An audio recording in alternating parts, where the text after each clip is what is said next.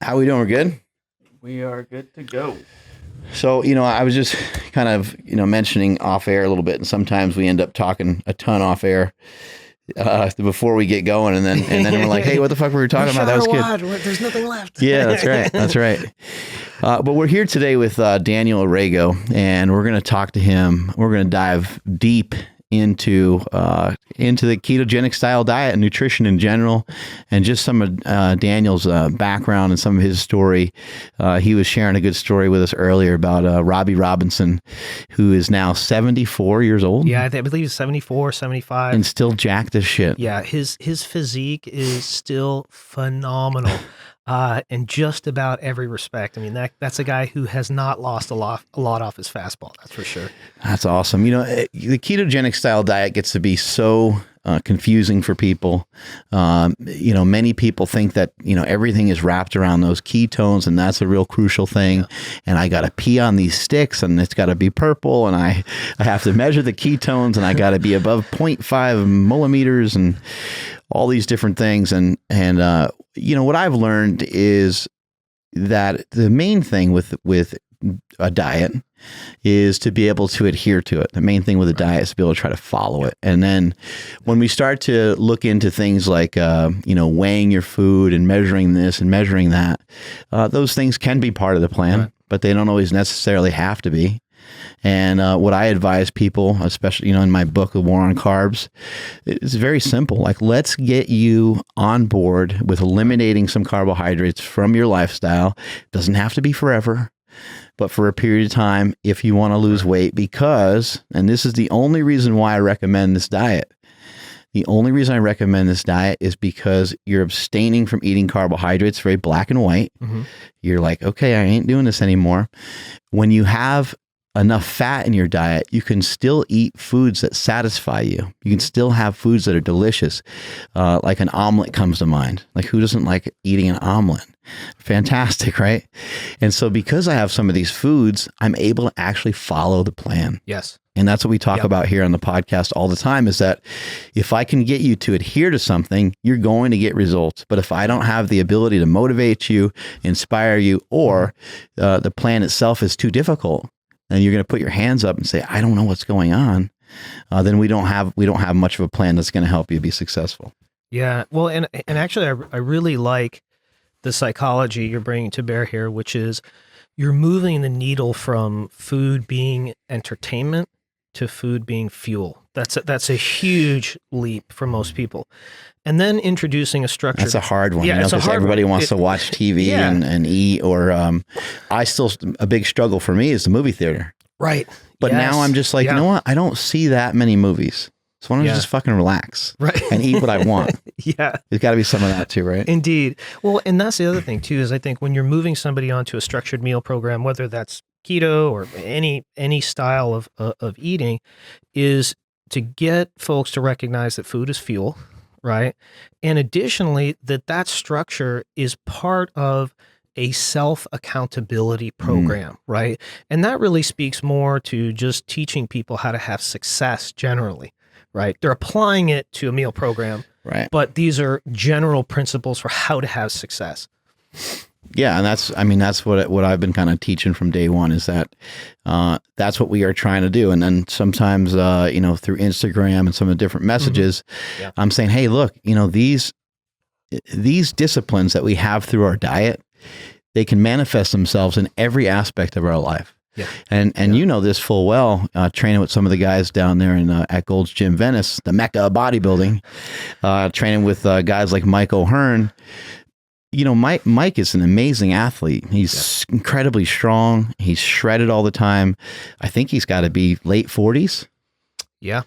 Yeah. I think he's almost, maybe he's 49 or 50. He looks awesome. Yeah. He's leaner now and in better shape than I've ever seen him.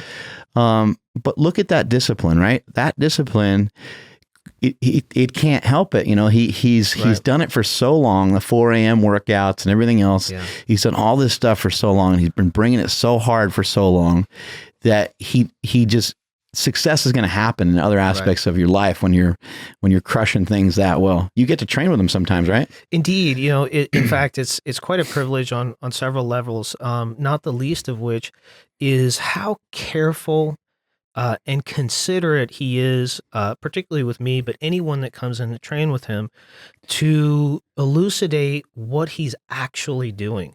Because sometimes that gets missed on camera. He's right? very smart. Yeah. He's very smart. A lot of people, just from the looks and everything, they're going to think he's just a meathead, and right. And there's an intelligence there, but there's also this phenomenal intuition about what to do and why. And there's also, in fact, a lot of the things that he does is counterintuitive. Some of the movements that he performs are quote unquote bad form, but the way he's doing it, the right. reason he's doing it, and the manner in which he's executing those movements is one of the reasons why he's been injury free for so long, and maintain he never. At least doesn't share it. Yeah, and maintain that beastly strength.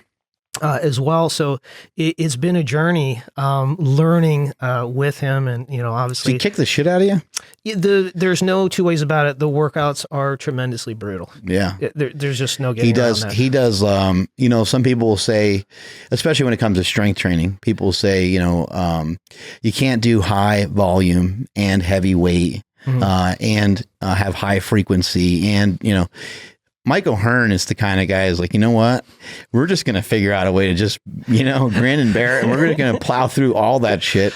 And everything's going to be high as shit all the time. The weights are going to be high. Right. The amount of reps are going to be high. The sets are going to be high. Well, and it's possible, provided that the recovery and the nutrition is commensurate with that style and that approach to training. If you have those other two pieces, it's actually possible to do it. Right. Right. And people lose sight of this too. And people can talk about steroids or whatever they want to throw in there, whatever funny comments you want to make about my boy, Michael Tren, who I always have a good time with too. But you got to keep in mind, a lot of these guys that you're looking at on Instagram, YouTube, a lot of these guys, this is their life. Sure. This is what they do. They chose to do things this way. And so while waking up at 4 a.m. might sound kind of crazy, keep in mind that he doesn't have to be somewhere at 7:30 sure. and work a full schedule, the boss breathing down his neck. So maybe that lifestyle wouldn't, maybe some of the things that some of these guys do would be asinine for you to even try to follow. Indeed. Yeah. You have to balance it out with, like I said, the nutrition and the recovery piece. Right. If you can't literally afford to do that, either because of time or resources, you'll have to scale your training appropriate to what you can accomplish. Yeah. What is a ketogenic diet? Well, that is the question, and there's a lot of different ways to answer that. I don't want to softball you or try to go around you here.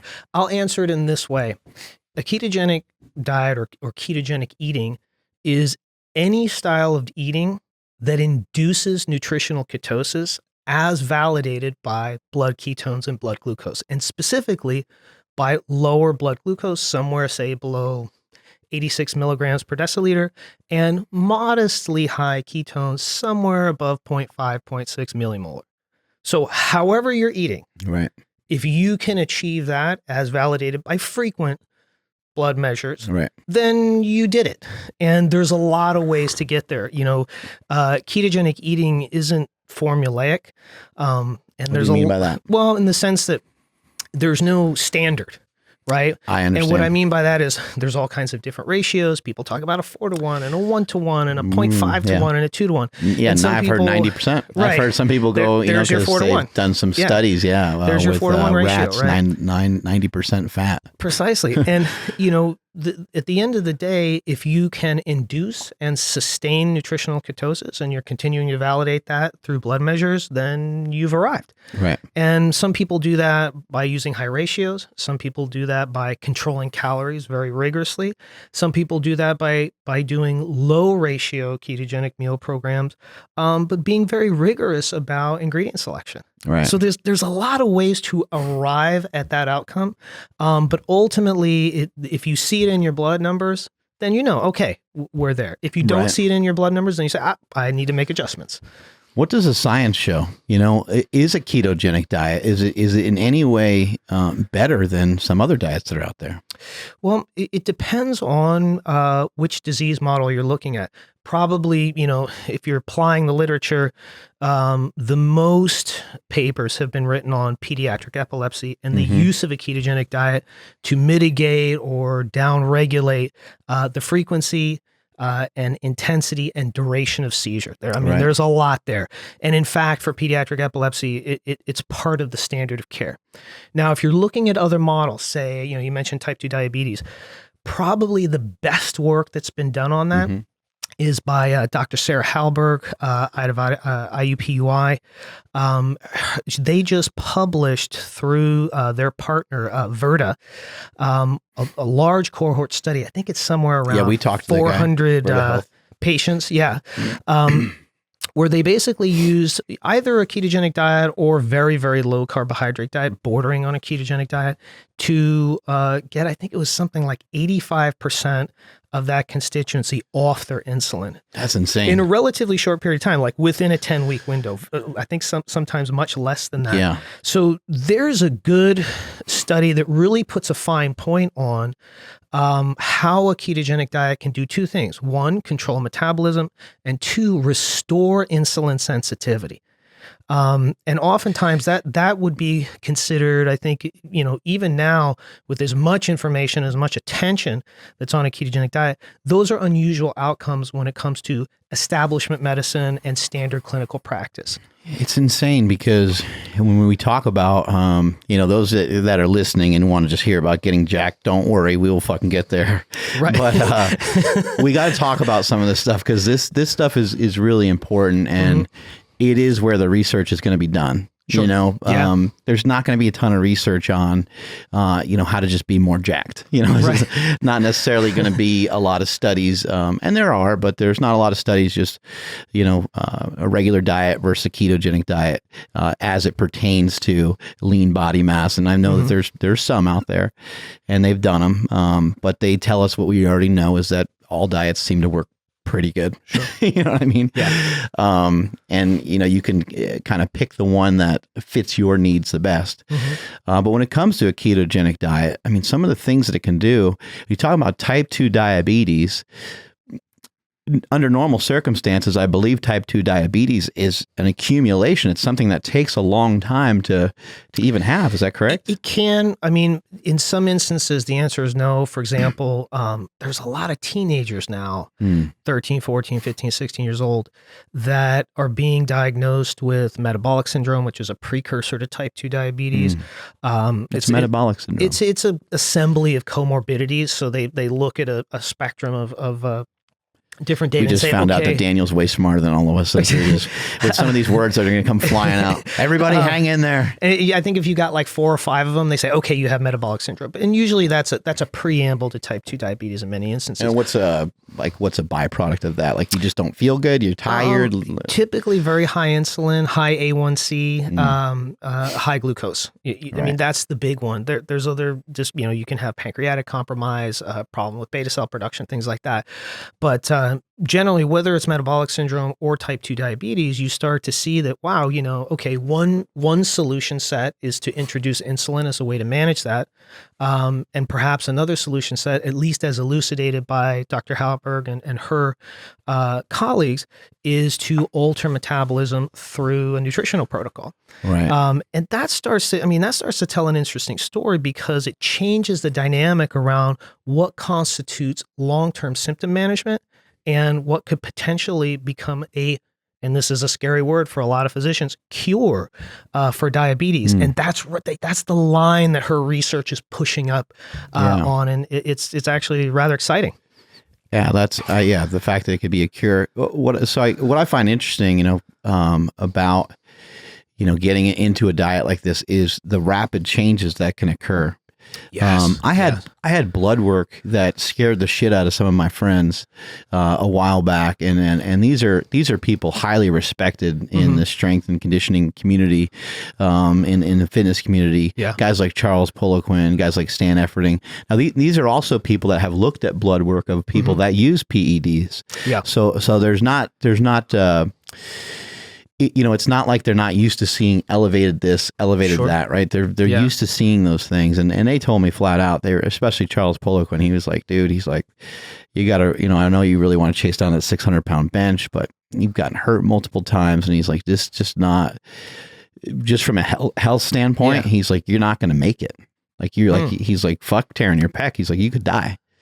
And I was like, fuck, man, I didn't even know my shit was that bad. But at the time, you get so immersed in what you're doing. This goes for making money. This goes for being in a relationship. This goes for anything. You can dive into something so hard that can end up being detrimental and affecting other parts of your life.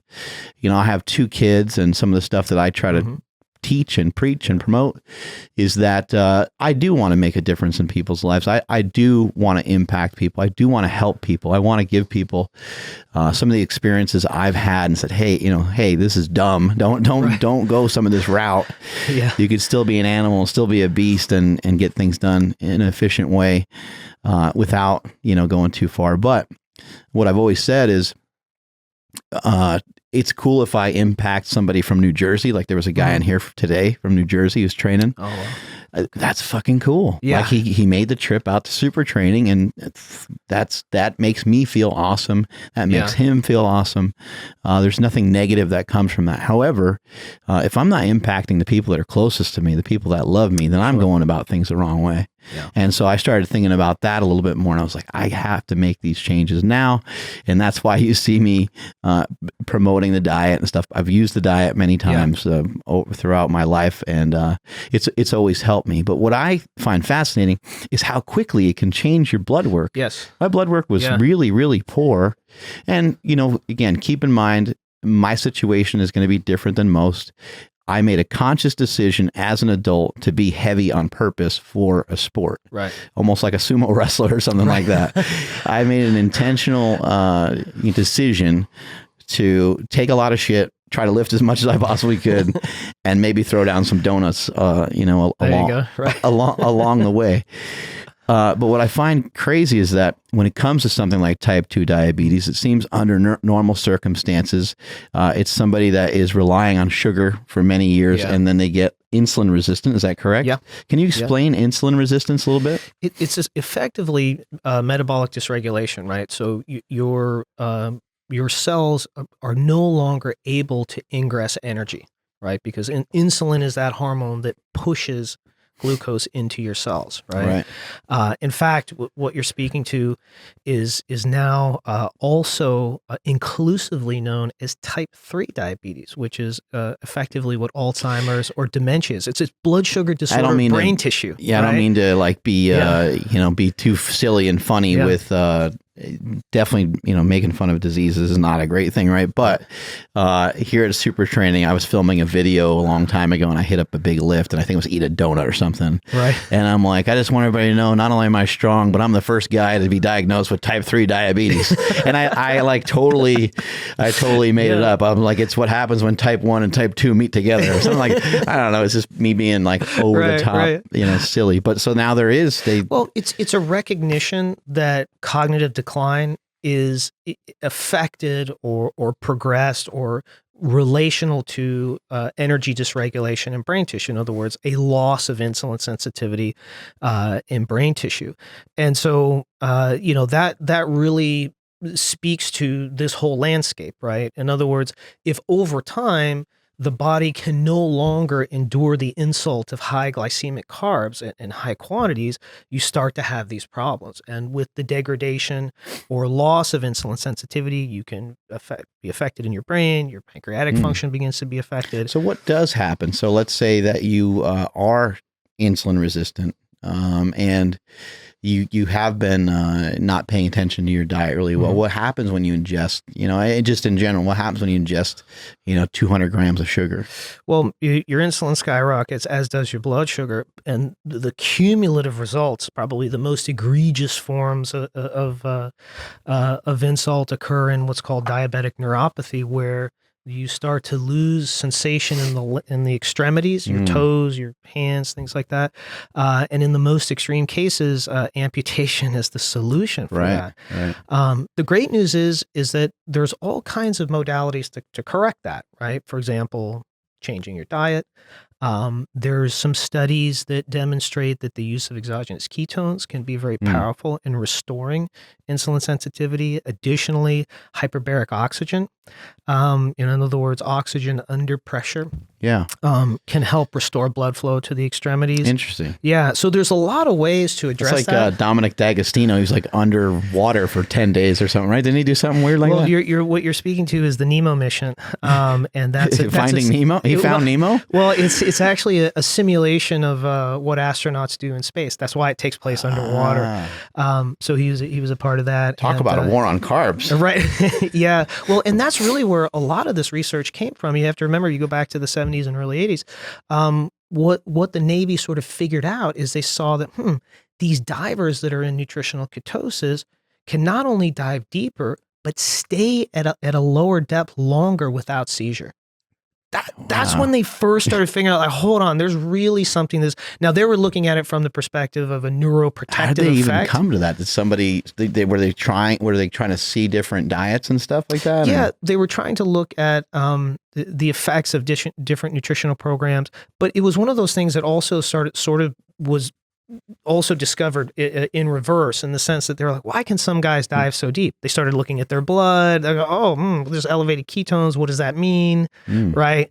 And so they sort of, in some ways, they backed into it. And then when formal testing started beginning, they started saying, wow, there's really something to this.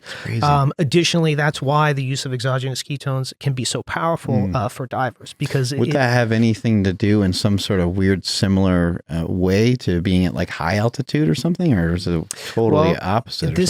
And of course, at some point, and I think, if I'm not mistaken, at some point in the very near future, you'll be visiting Dr. D'Agostino at his lab, and you can really pin him down on this. Right. And he can, I don't want to steal for that. I don't want to steal his thunder, so I'll only describe this in brief. But it's one of the reasons why NASA is so interested in the use of exogenous ketones, and additionally being in nutritional ketosis, because of the neuroprotective effect, can conceivably protect astronauts from cosmic rays, right? From radiation. Right. Effectively. So they have another interest in it too, which is an engineering interest, right?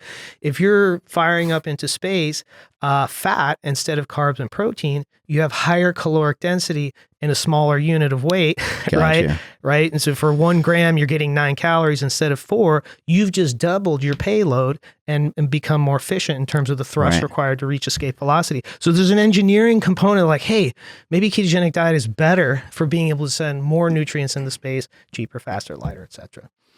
That's interesting. Yeah. Elon Musk and Jeff Bezos are taking notes, I think, right now on some of this, because they're sending people into fucking outer space all the time. Yeah.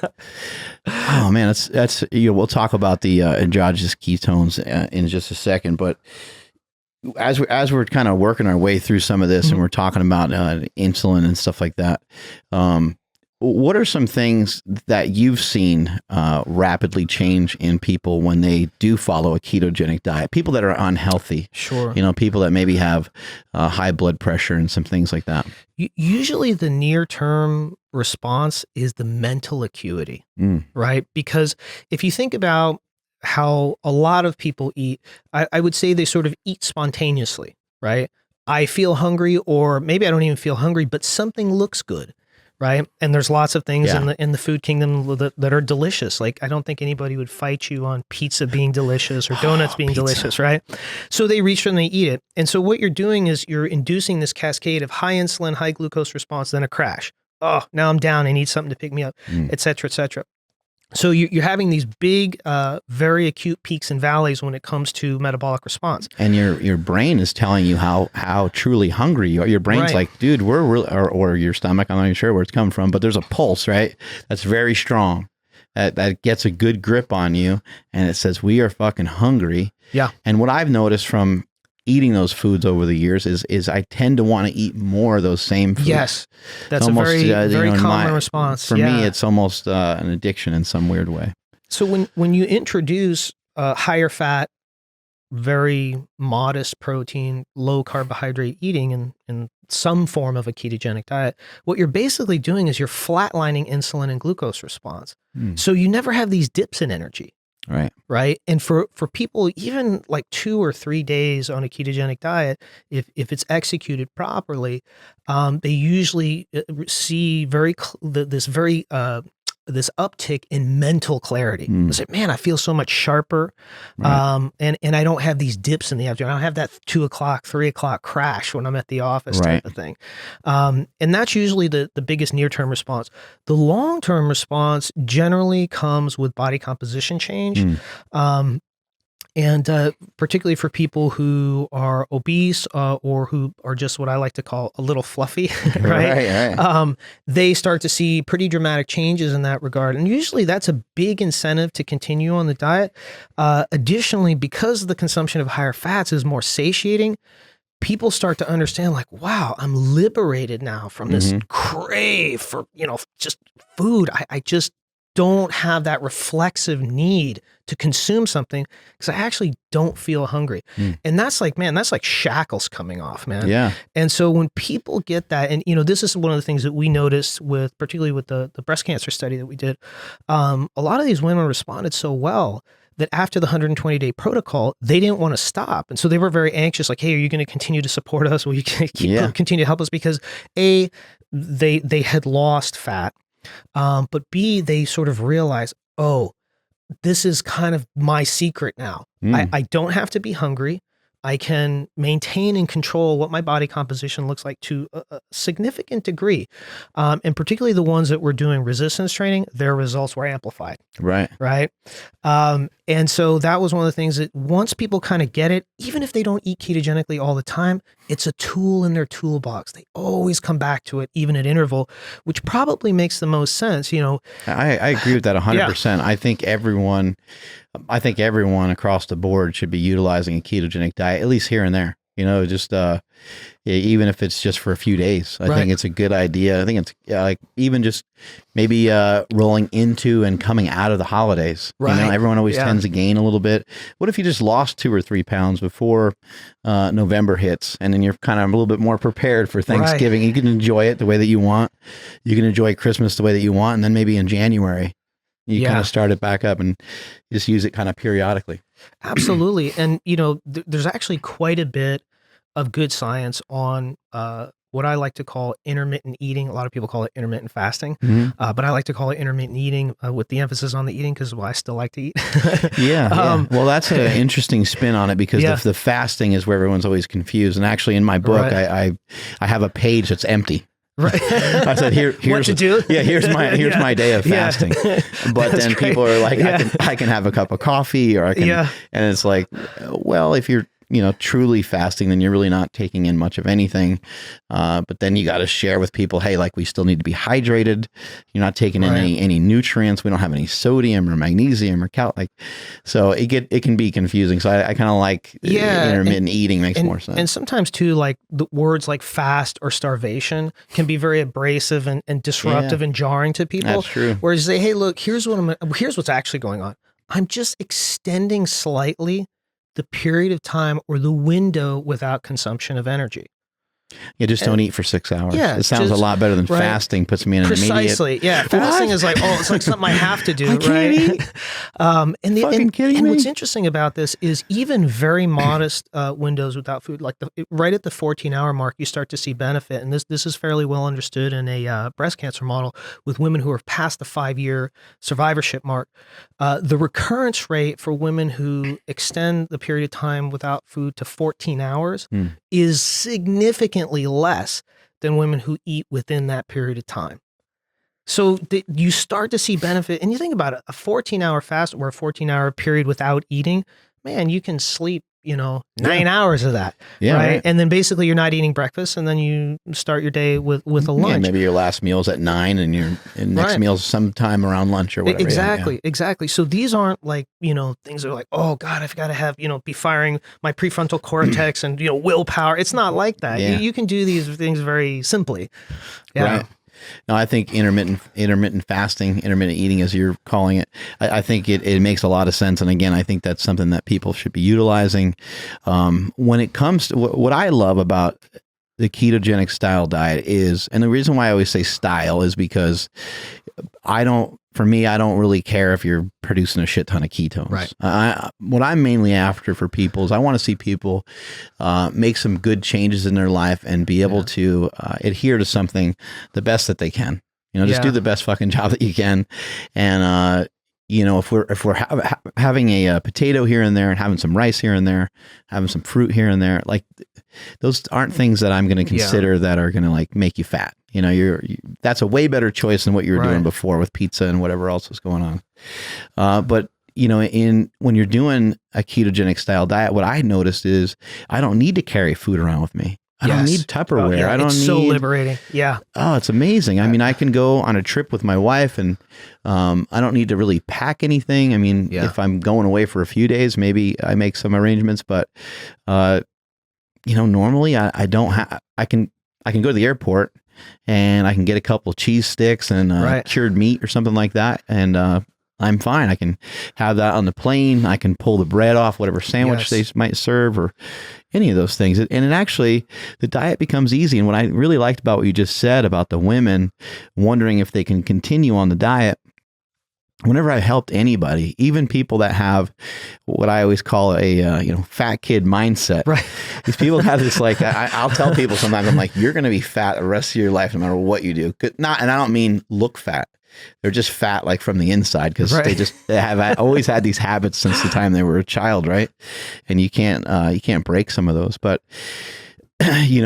it's trying to figure out a way to get new habits. It's trying to figure out a way to continue to have momentum in the diet so you can have enough success, because success isn't going to happen in one day. It's going to take a long time for it to happen.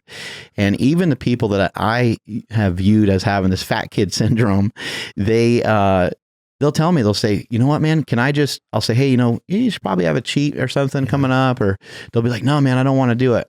And I'll tell them, I'll say, remember in the beginning when we had that conversation, I said, you're going to get on this diet and you're going to end up on the other side at some point where you're like, I don't even fucking care anymore. I feel good. I want to stay here. Yeah.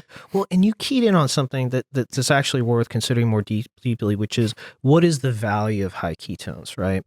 And there could be a value, particularly in a brain cancer model where having extremely high ketones could in fact produce a direct anti-tumor effect. And there's actually some evidence to indicate that that's the case. But for most people, if you really look at it, if utilization were completely efficient, ketones would be zero. In other words, every ketone that was hepatically produced or your liver kicked out would be used as fuel. Right. So high circulating ketones can mean a couple of things. One, inefficient use of the energy source. Two, they could be expelled as waste. Three, they could be reesterified and stored as fat. So high ketones may not be something that is for most people of particular value or consequence. And in fact, and the reason I reflect on that is because when my colleagues and I first started down this path, we would have like ketone contests or ketone battles. We try to outstarve each other. Dude, I was a 2.0. Yeah. If somebody was like a 2.4 and I was only like a 0.9, I would have we would laugh and say, I have ketone envy. Right. As a result anxiety, of my ketones would be lower. But as we progress in our understanding, we began to reevaluate whether having extremely high ketones is of particular value. In some instances, it may be. But if you have high utilization, then the question becomes, well, if they're being utilized in tissue and your ketones in serum are consequentially low, that's probably a good thing. And the way you validate that is by checking glucose, right? If your glucose is in the 70s and your ketones are 0.3 or 0.4, that's some indication that utilization is fairly efficient. Right. And that may be actually a much more desirable circumstance, or you have a better understanding of what's going on physiologically than having super high ketones. Yeah. So that's worth sort of chewing on, I think. And you keyed right in on that. Maybe I'll start measuring that just out of curiosity. Well, and it also brings up an important caveat too, because lots of people like to use exogenous ketones and say, okay, look, my ketones are high. But I can take exogenous ketones. I can correspondingly eat a donut. Now what do I have? High ketones and high glucose. That is not nutritional ketosis. Right. Nutritional ketosis is represented by lower glucose and modest to high ketones. So it's important to not conflate the transitory effect of high serum ketones as induced by an exogenous source with actually being in nutritional ketosis. And that's something that sometimes people, they'll miss that piece, right? And they'll think, oh, instant ketosis, instant fat burning. Well, if you're just adding more energy on top of the donut that you ate, now you just have more total calories, but you don't have ketosis. Right. And so that's something that can be important to sort of weigh out, if you will. It's probably not a quick answer to this one, but when your brain has the opportunity between glucose and ketones, what does it do? Well, in many instances, it will preferentially burn ketones, but not in all instances. Right. Dr. Canine just gave a lecture on this so if you had a week the two ago. foods, you can't really. I guess my main point is the ketone that you just ingested could literally do nothing. It will always have a signaling effect. And that's why immaterial of its consumption as a fuel source, right? When people take exogenous ketones, they typically get a good mental clarity. Sometimes there's sort of an energetic feeling. Gotcha. If they're taking a 1,3-butanediol, sometimes there's even like a little euphoria that goes with that, depending on how much they've taken. So it also depends on the source. Most people are familiar with commercial versions that are typically beta-hydroxybutyrate bound to minerals like a calcium or a salt. Right. But there are other forms like the ketone diester, like a 1,3-butanediol, which I mentioned, which have very different effects comparatively. Not dissimilar, but just different. So kind of stronger, right? It's not so much that. It's more that depending on the isomers that are used and also depending on the ketones present, like in a diester, you have not just BHB, but also acetone and acetoacetate. So in one formulation. Gotcha. So you're getting a different effect because you don't have to wait for the conversion. There could potentially be something absolutely fucking awesome about these ketones, and there could potentially be something that's just maybe a little stimulating effect on the brain. Indeed. Right? Yeah. So that's kind of where the science is now, right? Like it's not now if you're fighting a disease, potentially maybe it has more of an impact. Indeed. Because if we can fend off seizures, then that's a big deal. It is. Yeah. Particularly, I mean, you mentioned the seizure model, and it's also an interesting question why a ketogenic diet isn't offered to adults typically. Typically, they get the phenobarbital and the Keppra, but it's only for the kids for some reason that the emphasis is on the diet, and only in circumstances where the kids don't respond to the drug. So it's still never like the first thing that's offered. But it is definitely the most sustainable because there's really very little side effect profile from a ketogenic diet. There are exceptions to that. For example, people who have familial hypercholesterolemia, okay, you got to be careful with your saturated fats. You may emphasize more monounsaturated fats if you have that genetic predisposition. So there are things like that to sort of look for, but those are definitely at the margins. For most people, man, it's pretty powerful. It's amazing what the diet can do with so many in regards to disease. The question I get asked the most is like, people they mainly just want to drop some weight. They just want to lose some weight. Do you feel like calories play into this in a big way, or each person kind of has their own take on calories? Yeah. I mean, gross calories ultimately, you always have to quote unquote count them, not to abuse that word. And what I mean by that is if you go to the scientific literature, there's a well understood constant in science, which is this: it doesn't matter what the organism is, flatworm, a bird, a rat, a human, a dog. If you restrict calories by 30% to that organism, over time you will see two phenomena. One is that organism will look younger when it's older, and also behave younger when it's older, as validated by any number of biomarkers, tissue pathology, blood work, imaging, however you want to assess that. So calories do matter, right? And I don't like to say caloric restriction. I like to say caloric control, right? Because you're the operator, you're the driver, right? Caloric control may constitute caloric restriction, but that is you are empowered to make that decision. You, it could be an extra 2,000 calories you're chopping out. You had really bad habits before. And caloric control can also include increases in calories, and there's all kinds of reasons to do that, right? If we go back to our Mike O'Hearn model, there is a reason to increase calories. Why? because the training, the adaptive response that you're inducing through resistance training is so massive that if you don't have those calories, there's a problem, right? Yeah.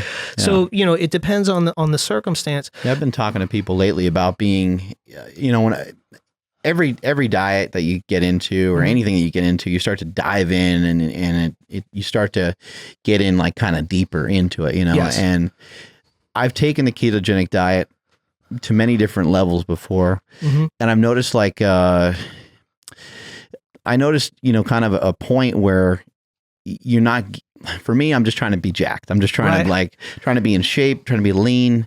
And the more restriction I got into, it didn't lead to better results. Right. Producing more ketones didn't lead to better results. So it got to the point where I was like, let me kind of look into this more. And I started to research more. I started to communicate with more people, just started looking up more stuff, and basically just found that, a huge factor in this whole thing is making sure that you have enough fuel to be able to do what you want to do, And so I've been using the term nutritionally charged, like making sure that your nutrition is strong enough to fuel whatever it is that you're doing. And if it's shy of that too much, then, we're going to lose out on some energy. Yes. But also I think that we're probably going to start to have a negative impact on our hormones, which can probably be made. You can make the same argument with having too many calories, right? Where you're eating too much sugar and so on. It's causing. So I've always felt that the calories matter, and it's been a hard thing to illustrate. It's been a hard thing to communicate with people sometimes because I don't like to actually count anything. I don't weigh anything. I don't do stuff like that. However, like you said, they still count. They still matter. Yeah.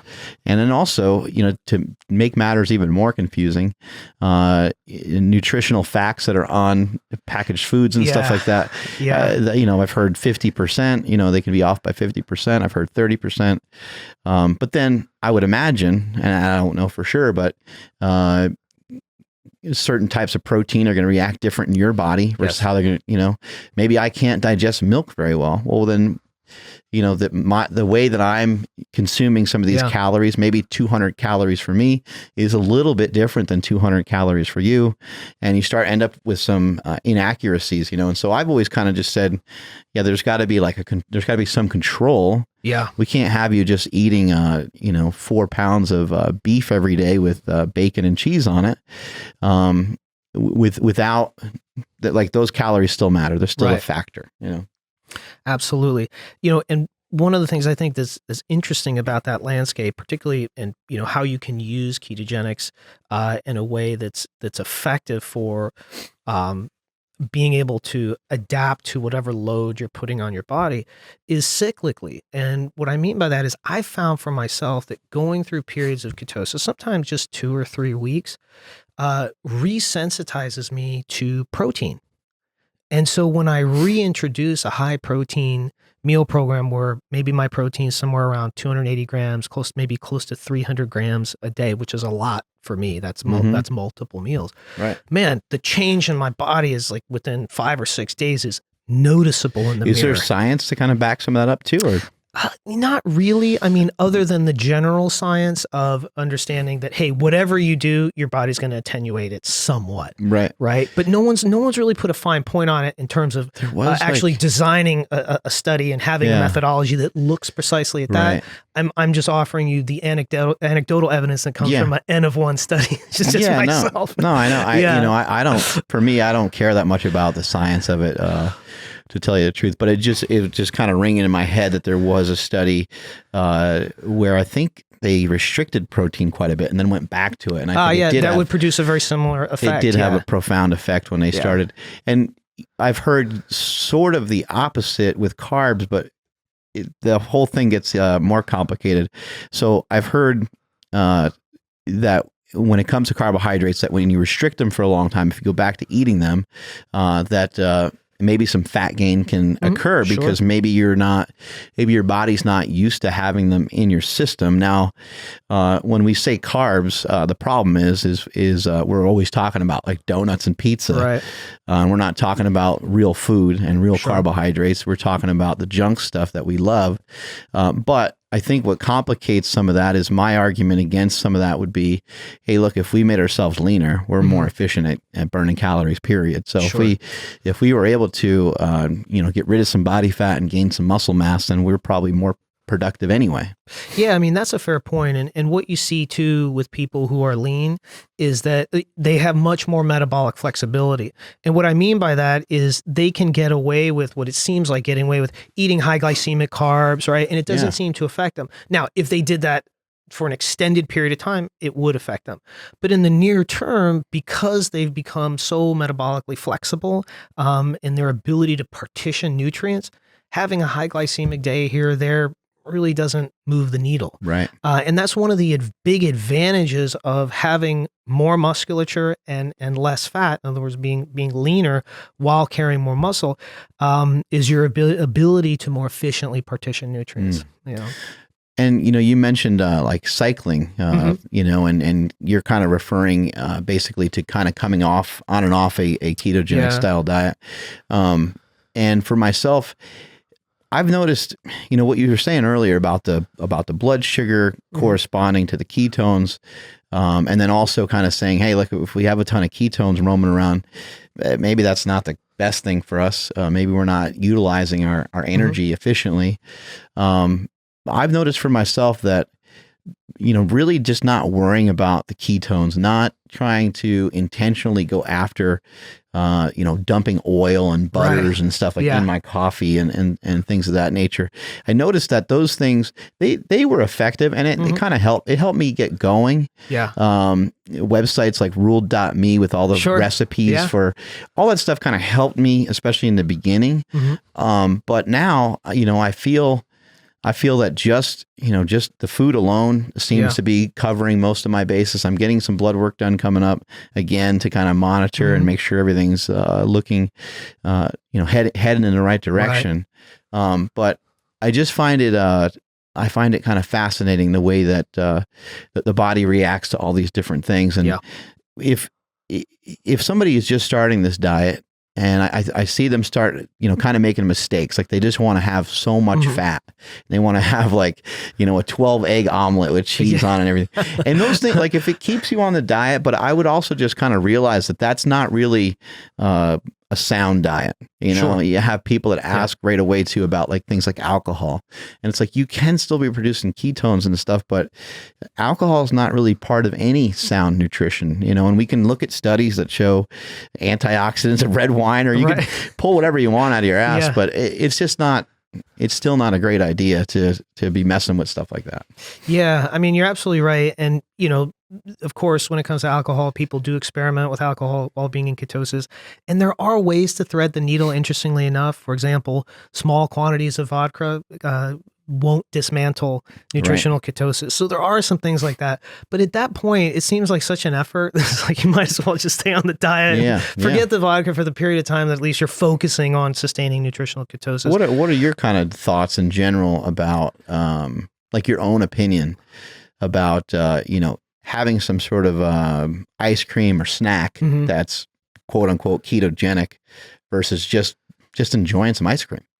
Well, I mean, I love your thinking there, right? You got to live life. You got to live life. And once you gain the discipline of understanding that food is fuel, then by all means return to food as entertainment, because it really is entertaining.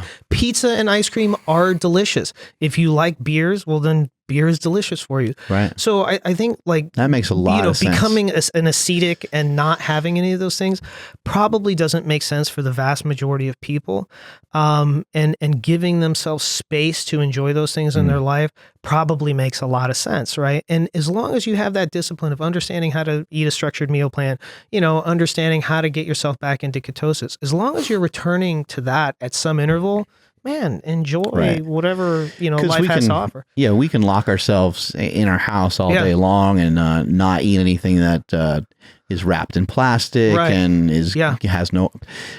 The earth is polluted though, and you're, I mean, you can even say frying up something in your cast iron pan is going to, put iron into your diet, and maybe at an alarming rate, like, or the barbecue, you're using propane.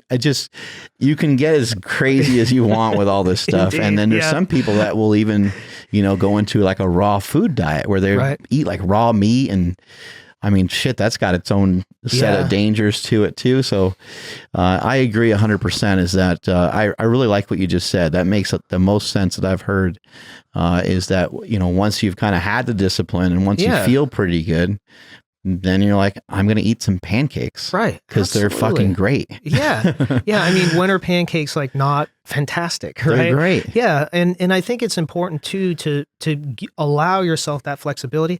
And there's actually some reasons to do it, right? A couple of colleagues and myself always talk about leptin reuptake days, which is just a day where you have pancakes, right? That's our fancy term for it. We've heard about this over the years. Yeah. But I'll tell you, man, the performance effect from that high bolus of high glycemic carbs, man, you go into the gym and you're monstrous because you have that high octane fuel in your body. And even though it's transitory, man, you use it when you have it. Right. And doing that once a week is really, what's the big deal? Ensure that happens. Plan for it, Right. And I think that's what also comes from that discipline is what I would call structured cheats, where say, hey man, Saturday is my day. I'm going to air it out on Saturday. But the other 6 days a week, man, I'm on whatever my program is, There's a lot that makes sense about that. Yeah, from a mental standpoint, from a social standpoint, and then also, to stay within the confines of a diet, nutrient wise, if you're pounding down some food, you go to a buffet or fucking all you can eat, whatever, and you're just smashing food. Well, that's going to be way different than what you're normally eating. Yeah. And you probably are getting a lot of salt. You probably are getting a lot of sugar. You probably are getting a lot of whatever vitamins might be in some of these weird foods that you're smashing on that particular day. Right. But so what? Yeah. Right. I mean, it's not all negative. I had a friend of mine a while back. He wrote some articles about processed foods and stuff, and people were fucking pissed. But he's like, it's not all bad. You know, it doesn't always have to be that a Twinkie and all these things are so damaging. Yes, they can be, and in abundance they sure are, right? Stan Efferding, we've had on this show many times over. Yeah. A lot of what he has said is like, basically, let's get ourselves in shape. Let's try to losing body fat a lot of times can help with our markers of health. Have you noticed that as well when, in some of your research? Oh, it's unequivocal. I mean, what you see is massive correction of the lipid profile, particularly if you're running advanced lipid profiles like NMR lipo profile, where you're looking at particle size and plaque characteristics. Because the cholesterol doesn't tell you all that much, right? But these other metrics really do. Talking about in terms like heart disease. Yeah, it doesn't really help you. But these other metrics do. Additionally, if you're looking at inflammatory markers like homocysteine, high sensitivity C-reactive protein, interleukin 6, and others like say a galactin-3 or an agalase. Those Galactin-3, that sounds like a movie. That can give you insight into heart disease. It can also tell you something about cancer, very interestingly. But these markers really show you what's going on, because when you see those inflammatory markers start to go down as a result of nutritional change, that's the biggest sea change. Right. Some of the other markers take longer sometimes, and sometimes it's significantly longer.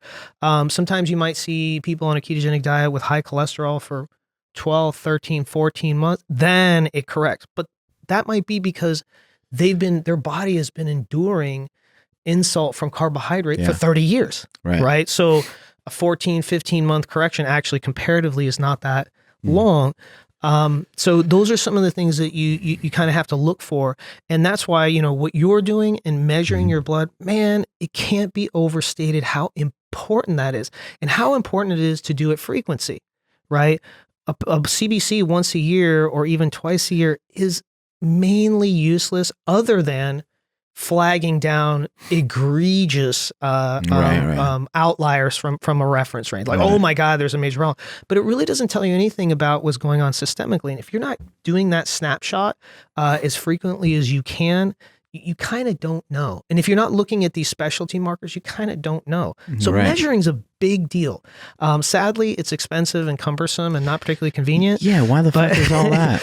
It's just, collecting a lot of data points isn't really part of establishment medicine. Change. That has to change. It's slowly turning the corner, but it hasn't reached escape velocity from the tradition. I don't know if you've heard about this woman that had she had this testing, like you can basically prick your finger. Mm-hmm. And you can get all your, you don't need to, I don't know if you've heard about that at all, but some woman on the East Coast, and she developed this technology, and then it just turned into a big old mess. It ended up in like a lawsuit and all this stuff. And so now the technology is not out there. Her dream, her goal was that you would go into like Walgreens or Walmart. You'd be able to just get your finger pricked and boom, it would tell you your C-reactive proteins and all these different.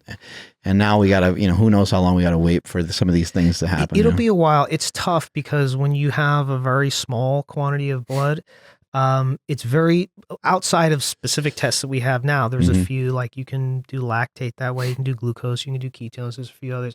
But mainly you got to have that volume of blood, and you have to use a different process than a reagent process to do that. So having on the spot diagnosis, it'll be a while, and creating the sensors is very difficult. I'll give you a great example. Like there's a phenomenal tool out there called a Dexcom, which you basically put a little patch on your body. There's a needle that goes right under your skin, and it will measure your glucose every 5 minutes. How wonderful would it be to have a sensor that does insulin, that does leptin and ghrelin, that does glucagon, that does ketones, right? Now you have a map of what's transpiring moment to moment with incredible number of snapshots, right? That's an engineering challenge. We talked to the guys at Dexcom about that, and that would require some pretty significant funding to go through. But something like that could totally alter medicine, because now you're not guessing. And you have continuous monitoring. And what's great is you can share it with your doctor, your friends, your family. So everyone knows moment to moment what's going on with you metabolically. Just picture like a construction worker or something like that. Somebody who's, they're in their late 30s, and they've been getting this checked out, every other year, let's just say. But it's still way better than anything anybody's doing now. They notice progressively their blood sugar has kind of gotten worse. Well, now they can start to make some decisions. It's like, it gets to be hard as you get older to get into some like full bore, full blast diet regimen. If you know these things early on, I would even go as far to say as you probably don't really need a diet. You probably need some nutritional intervention in your life. There may be some habits that you got to kick, and you might have to kind of, things like you're, taking your sleep very seriously and stuff. Those things can be hard to do, but in general, things will be pretty easy. It's like just in the morning, instead of having your donut from Starbucks, maybe you just get the protein box. Right. That ain't that hard. You can still enjoy everything else during you find one thing to unplug from. You find one thing to get some distance from. And my daughter is 10 years old, and probably at around 8, she was just sitting there one day, and she was like, Dad, I'm getting chubby.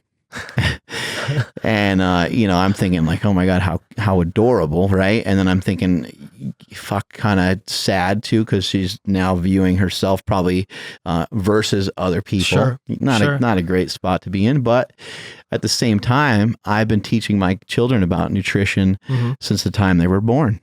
I've been trying to just get them to understand the value of whole foods and fruits, vegetables, meats, things of that nature, and not a lot of packaged foods and stuff. Right. I'm not all crazy about what they eat and what they can eat and what they can't eat.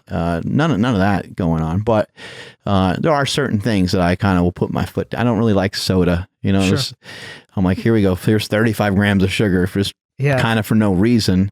If we're going to enjoy sugar, then let's have it come from like ice cream or cookies or something that's got a little something more to it. I don't know. Just that's kind of my own little hang up there. But she kind of was mentioning that, and I just thought like, what a great opportunity to communicate with her. That if she can just have like a lifestyle, she won't have to be on some crazy diet. She doesn't need to be on the war on carbs. not trying to do anything like that. And so I started I said, hey, we can make some changes. It'd actually be really easy. Let's go over what you like. Right. Let's start there. Yes. And I said, I go on those 10-minute walks all the time. I always encourage you to come with me, and you want to go on those here and there. And I was like, that'll have a drastic change. She lost that was when she was about 8. She kind of been paying attention to it ever since. And basically she just hasn't gained a lot of weight. Right. From she's 10 now. So, but, she was like, I feel better. I feel good. And then all her friends, all her teachers are like, what is she doing? She looks great. She exercising a lot, or she on some sort of special plan? I'm like, no. Instead of taking a bunch of stuff away from her, we just added stuff. Yeah. We're like, oh, you like celery? You like, she loves fruit. Yeah. You like fruit? I'm like, here we go. Let's add more fruit in there, So, a lot of times people have this concept of, you're going to go on a diet and you got to pull stuff away. Right. Yeah. And then that's when people want to hold on to it. You're not taking that away from me, Yeah. Well, and there you've tapped into, I think, a piece of psychology that's very much attendant to people who are challenged by dramatic levels of obesity. Say, hey, look, actually food is all I have. So if you take that away from me, you're sort of taking away the last thing where I derive pleasure. And your approach makes a lot of sense, right? Whereby if you're saying, look, this isn't a restrictive process, it's an additive process, and it's a process of alteration, right? We may alter some of the things that you're eating in place of other things, right? And that, I think, can build a bridge for a lot of people who would otherwise be reticent to pursue that, right? It's like, oh, okay, maybe I can do this. Maybe we can give this a try. And additionally, teaching people how to be successful with nutrition, I think goes back to what we were talking about earlier, which is there are analogs to other aspects of life, right? Yeah. If you can acquire some discipline to control what you effectively stuff in your pile, right? Yeah. You can apply that discipline to other aspects of life. And that's the real gem, right? That you've given that person. Sometimes in my message, when I say the war on carbs, people kind of, they get all pissy, like carbs aren't bad and this and that. What is your take on it? What is your take on it? I tell you, there's no, if you or I never ate another carb in our life, we'd be just fine. In other words, there's no biological mandate to consume high glycemic carbs. And the reason being is because through gluconeogenesis, the tissues in our bodies that can only utilize glucose will receive it from fats and proteins that are, ostensibly inefficiently converted into glucose, but converted nonetheless. So I really look at carbohydrates like a supplement. They're extremely useful, right? And titrating in carbs, sort of classically, if you will, around training, can make a lot of sense. Right. And even for people who want to sustain nutritional ketosis, there are unique substrates, carbohydrate substrates, like cluster dextrin, that can allow them to remain in ketosis while receiving a bolus of carbohydrate because it's a highly branch resistant carb. Right. So, I don't think that there's something evil about carbs, but I think it makes a lot of sense in the modern epoch to have a war on carbs, if for no other reason to bring attention to the idea that, look, sustained consumption of high glycemic carb will move you backwards. Let's talk about that. Let's address that comprehensively. And then once we got a handle on that, let's talk about the most interesting part of this, was how you use them. Right. When you use them, under what conditions and circumstances, what forms, right? One of the most powerful concepts that you can give somebody is how to calculate net carbs, right? By subtracting fiber from total carbohydrate or rare sugars from total carbohydrate, you have an understanding now of what the net metabolic impact of that carb load is. Gotcha. That's huge. That's transformative for people, right? Because that sort of kicks you over the line to start understanding that fiber can be an extremely powerful substrate, particularly for humans, right? Because we have sacculated colons, that means that we can ferment. What does that mean, sacculated? So, like, for example, like if you or I weren't herbivores, if we were true carnivores, our digestive tract, our colons is almost like a straight shot, right? I've had that happen. Yeah, right. It's almost like a straight shot. Whereas humans or or rather not herbivores, but omnivores, us being omnivores. Herbivores even more so. They have multiple stomachs, an intestine. A cow or something like a cow. Okay. So this means that when we put a fiber in there, we have this capacity to ferment that resistant carbohydrate, right? That's butyrate producing. Butyrate is insulin mediating. This is very important. So there's a whole world of fiber that can be very powerful for mitigating disease long-term because you're controlling insulin. Right. Additionally, it allows you to consume carbohydrate, but at a very low net metabolic impact. In other words, fibers as a carbohydrate really don't move insulin. Gotcha. Right? Because they are low or non-glycemic in some instances. Right. So that concept is huge. It can be transformative for people. Now, some people sort of get this intuitively if they eat a lot of salad, right? They eat a lot of roughage. And there's also that dividing line between people say fruits and vegetables. Well, it's actually just the vegetables. Right. Because while fruit does contain fiber, it also contains a ton of fructose, right? And while fructose doesn't raise blood sugar, it still has a high glycemic impact. Right. Right. Not in the sense of in terms of inducing a blood sugar response, but in terms of a net caloric load, right, which goes straight to the liver. So those are some things. Once you start getting those concepts into your toolbox, man, that can really change how you administrate a meal program. Yeah. Yeah. Fiber. It definitely seems like it makes sense. I mean, at least my understanding is that it can just kind of help, quote unquote, kind of scrape out food from your intestines. Yeah, and things there's of a that nature. roughage effect. Yeah, literally, they're like little brooms that sweep out your colon. Man. Come in there and clean you out. Yeah, they're like the janitor of the. Absolutely. So, with like the diet that I've been following more recently, I've been doing a carnivore diet. Yes. I've made some small alterations to it in having conversations with my buddy Stan Efferding. Yeah. And in just looking at what you just said it's clear that we're not, we probably possess the ability to be carnivorous for, a long period of time without any like real crazy thing happening to us. But at the same time, I think it is clear that we were designed to eat vegetables. We were designed to eat some fruits and things like that. And so I do follow the carnivore diet, but I have like a carrot every day. I'll talk about the carrot in a second. And I have, a piece of fruit on a daily basis. And what I think the fruit does for me is it actually, I haven't really measured this, but it keeps me from being like too keto, if that makes any sense. Sure. No, understand. It helps raise the blood sugar just a little bit. It does provide fiber. Obviously, I'm eating oranges, so oranges are providing other nutrients as well. But I really like the way I feel. I like the way that it's been working. I did do the carnivore diet for about 2 weeks straight without really anything other than just red meat. Some bone broth here and there. And I have some supplements. I'm not really diligent on my supplementation, but I'll take some B vitamins and some omega-3s and a little bit of stuff like that. But I'm not like, crazy about it.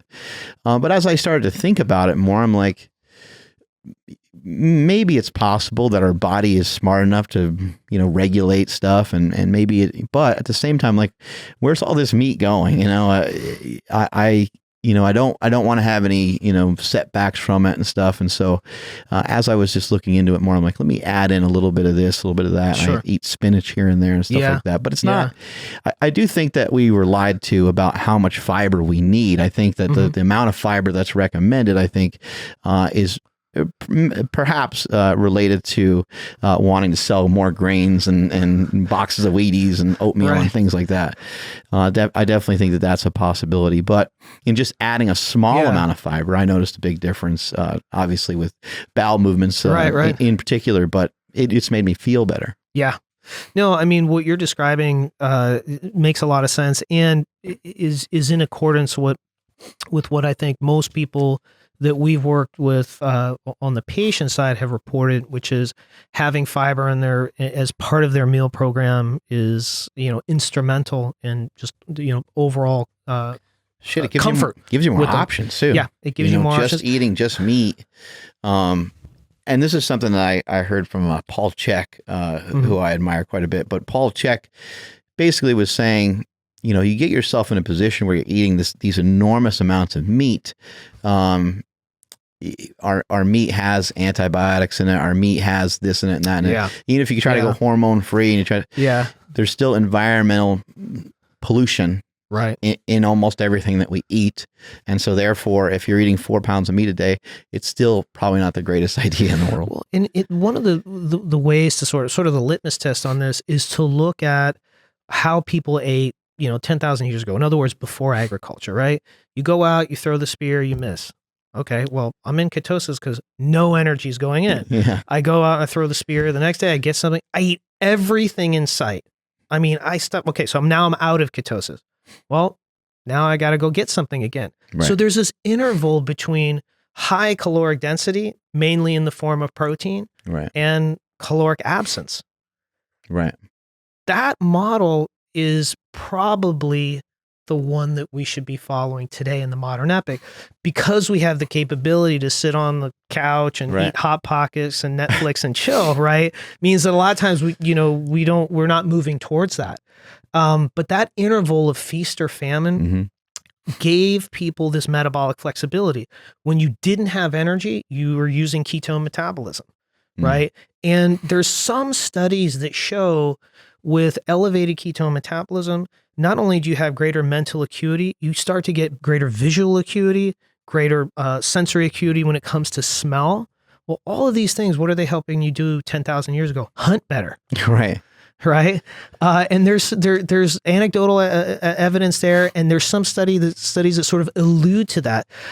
So there's probably something really important about kind of going through those intervals. Really cool, almost life lesson tied into all that too, like stay hungry. Right. Yeah. You know what I mean? Like, but that's the literal interpretation of that, right? If you go through these periods of low energy input, right? There's no food going in, man, everything sharpens up. Yeah. Why? Because that is you sort of your instinctual physiology, for lack of a better term, kicking in and going, oh man, you better get something. Otherwise you won't last. You better figure this shit out. Yeah, you better go out and get some. When it comes to cholesterol, that's something I get asked a lot about. And when you go on a ketogenic diet, that's always people are like, man, or even with the red meat, they're like, blood, they're thinking blood pressure, cholesterol, whole eggs. Bacon, those kinds of things. What's some of the stuff that you've seen? Well, one of the most important things to consider is that there's just a difference between cholesterol in your body and dietary cholesterol. So this idea that consuming foods with high cholesterol will somehow contribute to that, that's not quite the whole picture.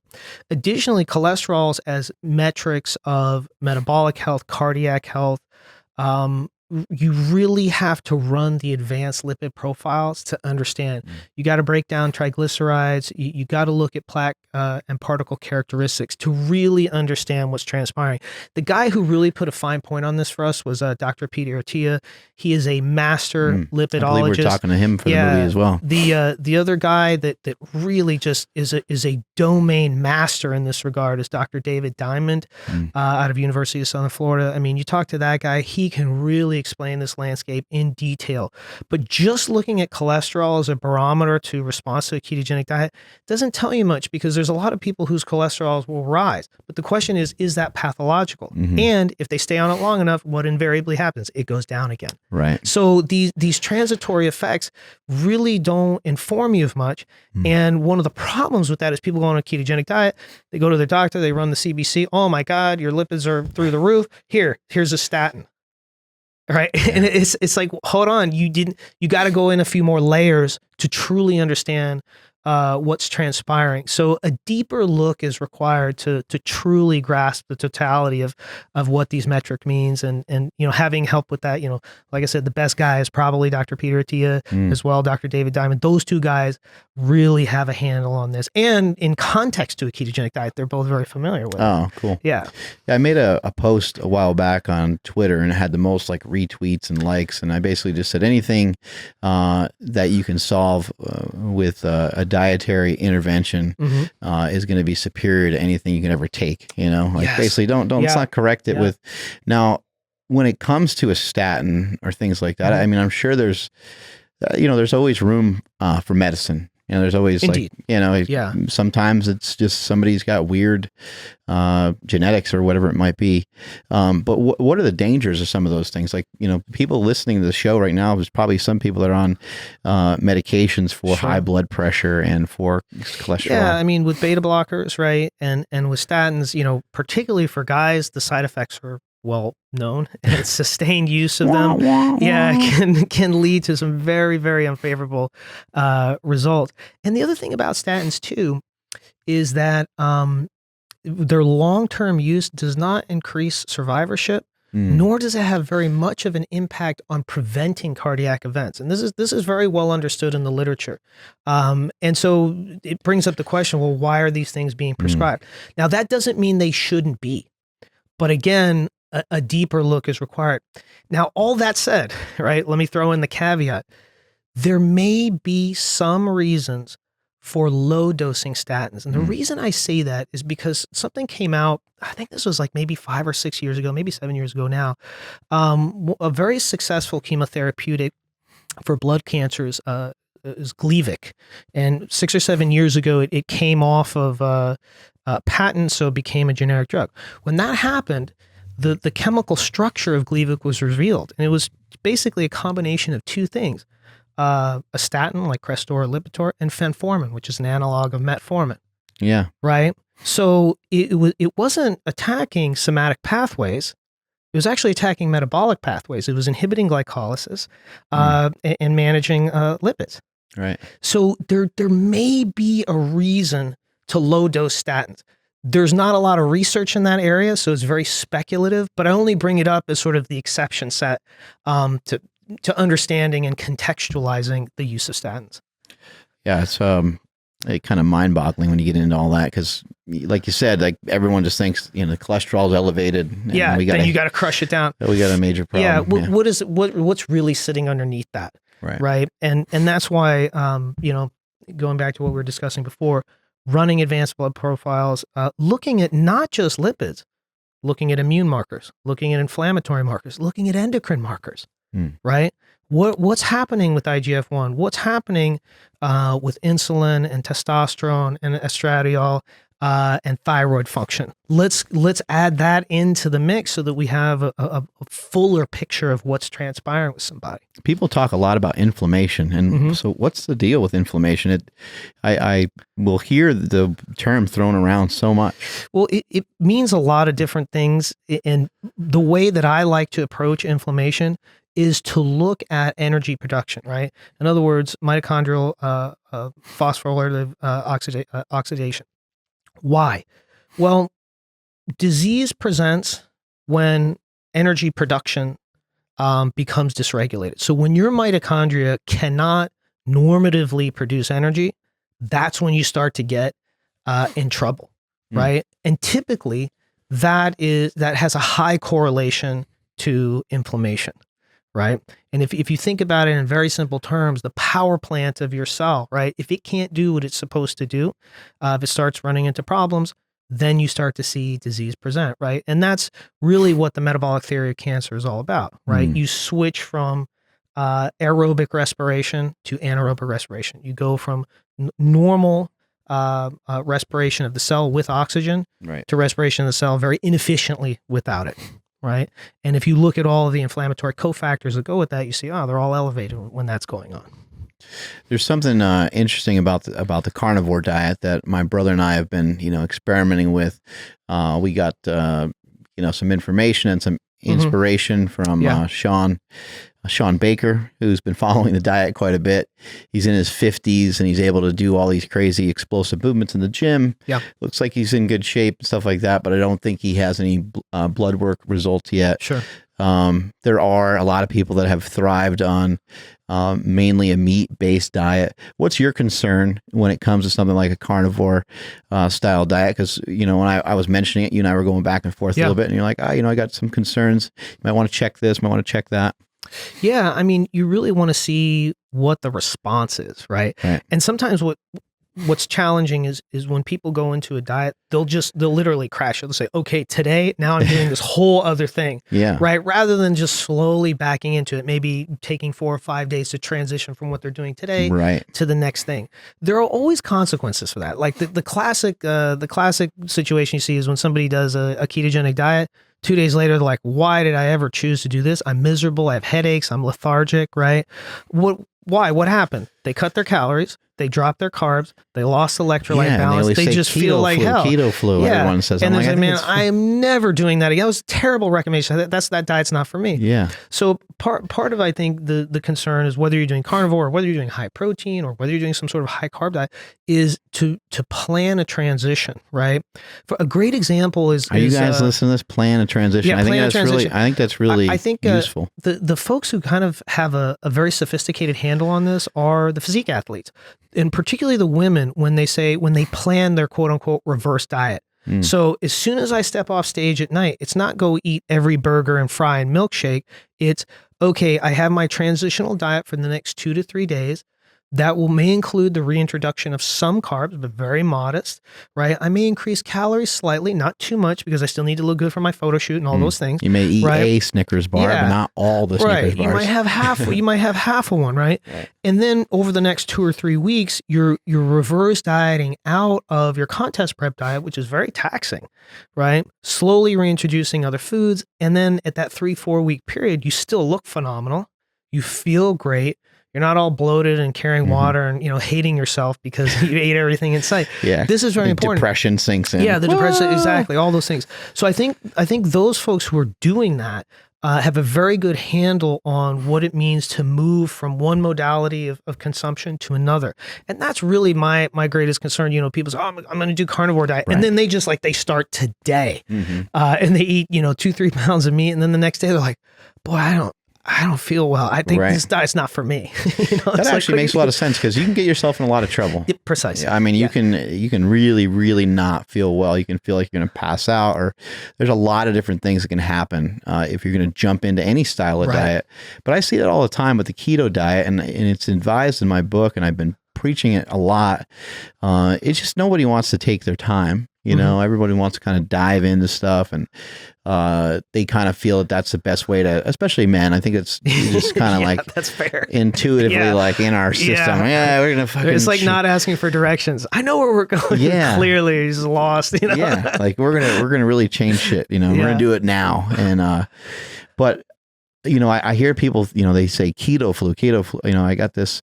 And a lot of times I just think, and maybe you can correct me if I'm wrong here, I don't know how much research there is to show that a keto flu is a thing. I always just think it's people being a bunch of pussies because they are, again, they're restricting their calories. They're trying to exercise a ton out of nowhere. And then they're blaming it on the keto diet. And they may not even be producing that many ketones at the moment. Well, keto flu is real. And it's actually articulated in the literature. And specifically what it is it's protein malnutrition. And so if you're on like a 4-to-1 ketogenic ratio where 90% of calories come from fat, you may get these rashes or bumps or red marks on your skin as a result. I've heard about rashes before. Yeah, as a result of being in a, if you're using 4-to-1 for say like 40 days, right? You may get keto flu because you've now But you're not going to get keto flu in the first day and a half, probably. What you get in the first day and a half is because you drop carbs, you drop calories, and maybe you're training. What happens? You've lost electrolyte balance. So a good buddy of mine, Jamie Caporoso, who you may know, he schooled me on how to completely obviate that, which is in the morning when you get up, take iodized salt. Take about a 1/4 teaspoon up to a teaspoon of it, right down the hatch, chase with a coffee or water. I actually bought iodine. I just have iodine. It's the old school, just regular salt, right? Not like Himalayan pink sea salt, none of that. Just regular iodized salt. You take that, what happens? As you're losing a little bit of water, right? As your body's responding to the lower calories, you're propping up electrolyte balance. Yeah. So you don't get the headache. You don't get the lethargy. You don't get the distracted feeling of having calories too low. That single trick has served me not only in that area, but I also do that on leg day and back day before I go to the gym, because salt also has a signaling effect. And when you dump in a pretty good bolus like that, man, it changes your strength. Yeah, it's huge. It's huge. Yeah, salt's big. So I owe a lot to Jamie for that. Yeah. And it was one of those little like gems that he brought to my attention. And it's the same thing. Like if you'll see this, you know, if people are feeding their dogs a ketogenic diet, sometimes they'll report that, man, my dog just on the couch, not really moving. Is something wrong? Pour a little broth into the bowl and have them drink that broth. Why? Because there's high sodium. Right. Right. You'll obviate that effect as you're transitioning them over. And of course you can administrate that by a slow transition into a ketogenic diet, and then you don't get that big electrolyte loss. But when people jump into it, invariably that's what occurs. I always advise people too that whenever you do a diet, don't go into a caloric deficit. Right. You know, let's not try to do too many things at one time. Let's just get used to, how about we get used to the food? Right. Let's start there. And also too, like if you, let's say you had a day and you did great throughout the day, didn't eat any excess carbohydrates. Maybe there's trace carbs and some fibers and some vegetables and stuff that you ate, but you did really well. And you break and you eat 2 bowls of cereal. Right. It's still probably better than you did the day before. Don't sweat it. Just use that next morning as a reset. Try not to, and this gets to be really hard once you're in a frenzy, you know, try not to take that any further. Try to have that be the end of it and just start the next day. None of this has to happen. It's not going to happen overnight. Right. It's going to take a long time for you to be able to really start heading in the right direction. Yeah. No, that's a great point. And that's especially true, you know, when it comes to performance, right? So if you're working now with, say, an elite athlete, man, administrating that cutover is even more important, because if they start to lose performance, guess what? They're going to lose confidence in that meal program. Right. So transitioning that, particularly for athletes who want to do keto, particularly for resistance trained athletes or powerlifting athletes, to do keto, you have to make some adjustments to that so they can maintain their strength. And there's all kinds of little tricks to do that. In fact, the guys that have probably looked at this the most are Dr. Jacob Wilson and Ryan Lowry over at ASPI, or the Advanced Science and Performance Institute in Tampa. They've worked with a ton of athletes on keto and really have seen that you can maintain strength on keto, and when properly administrated, even gain a little bit. Right. Not much. It's not the same as eating high carb and high protein. It's not the same. Right. But there are ways to kind of thread the needle. And that's where the story gets really interesting, because now you're incurring the tremendous anti-inflammatory effect while still being able to progress forward on the performance side.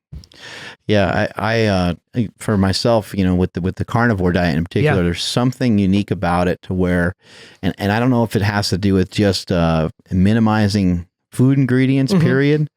But I mean, there's small amounts of like stuff in like bone broth, like there might be like onion powder and garlic, like there's just, so, but the ingredient list that I'm doing currently is really, really small. It's really narrow. Yeah. And my brothers kind of noticed the same thing. We're both noticing we're getting leaner than we've ever been before. Yeah. You've seen the changes in my brother. How fucking crazy is that? It's dramatic. And because of my travels, I haven't seen him in a while. And I had breakfast with him the other day before I came up here. Jacked and tan. Dude. That son of a bitch. And the other thing that I noticed too, his skin is starting to look phenomenal. Yeah. And that's that big anti-inflammatory effect that you get. It really, you're the anti-aging. Yeah. You literally, it's like almost like a Benjamin Button effect. And when you don't see somebody, I hadn't seen him for like maybe 3.5 weeks. Yeah. And I was like startled. I was like, wow, man, you're going backwards, dude. Yeah. you're literally anti-aging. And that's something that I think is sometimes lost. You know, everyone's doing this for a cosmetic effect for their physique. But the anti-aging component to it is profound. He's gained 4 pounds of muscle in the last month. Now, you know, this is you know, electronic, you know, I don't know how accurate the thing is, but whatever the case is, he feels better. Yeah. He looks better. And I think what the carnivore diet did for him, it just, and it got me on board with the same thing. Again, going back to being nutritionally charged. I was like, you know, I'm not going to eat. I'm going to do this. I'm going to do that. And if you're eating, excuse the expression, if you're eating like a bitch, then you're not going to be very successful in the gym.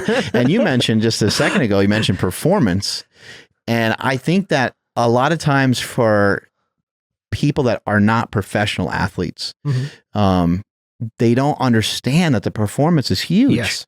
The performance is a huge factor. If you're bonking in the gym, you might want to say, okay, this is going to be a phase I'm going to do for 2 weeks, and the performance is going to take a little bit of back seat because I'm trying this new thing, or you can do some of that, but your performance should be strong and your performance should feel really good. When it starts to not feel good and you start to not have enough energy to get through the workout and you're feeling weaker, that's not good. No, it's not only not good. I mean, for professional athletes, that could dramatically for impact. Them, it's huge. Yeah, the ability to continue in their profession. But even for us, in terms of body composition and being able to make some real changes, if you can't go in the gym and get after with O'Hearn, then first of all, he's going to laugh at you. Yes, there is that. he's going to talk a lot of trash, I'm sure. But that's a huge thing. And then also from a mental standpoint, you mentioned to me earlier that you were into sports and stuff at a really young age. Yeah.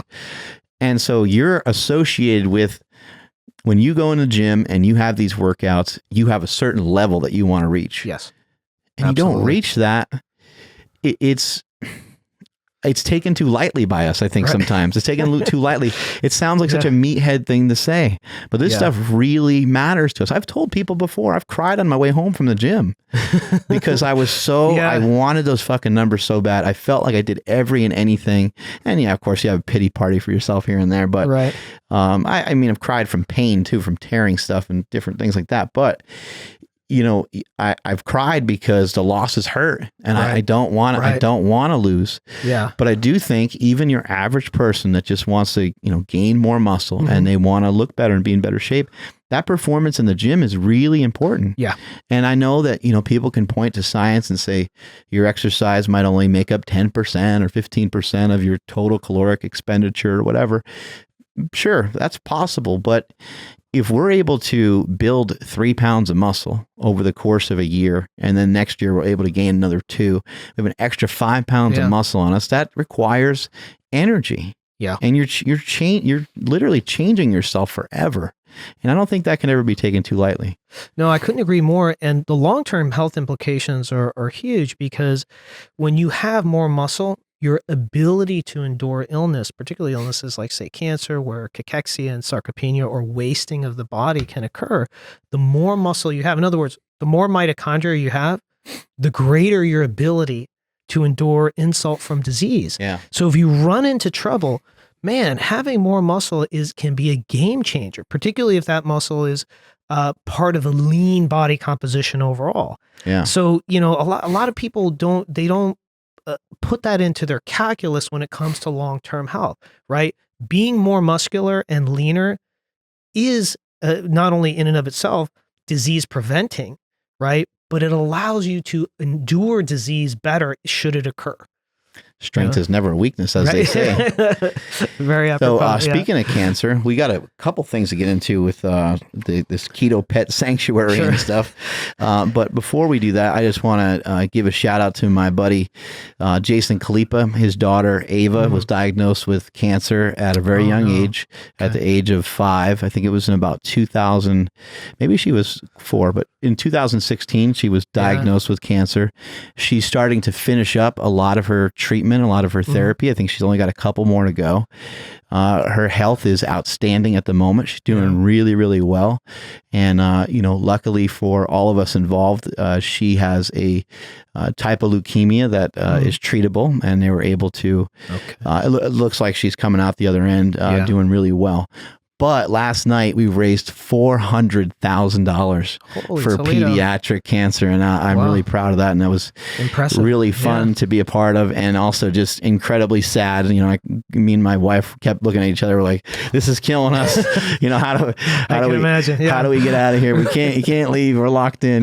But it was a beautiful thing, and it was for a really, really good cause.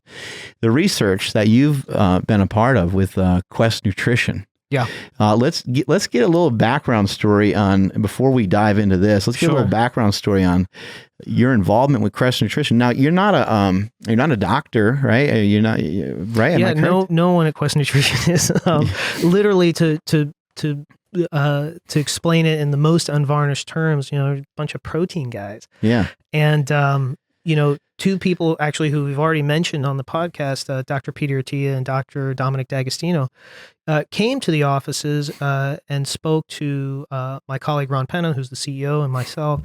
And they were the guys that really schooled us on ketone metabolism and AMPK pathways as opposed to mTOR pathways, and this whole landscape of metabolism that at best we had peripheral awareness of, but they were the guys that said, look, you aren't focusing in a place where you should be.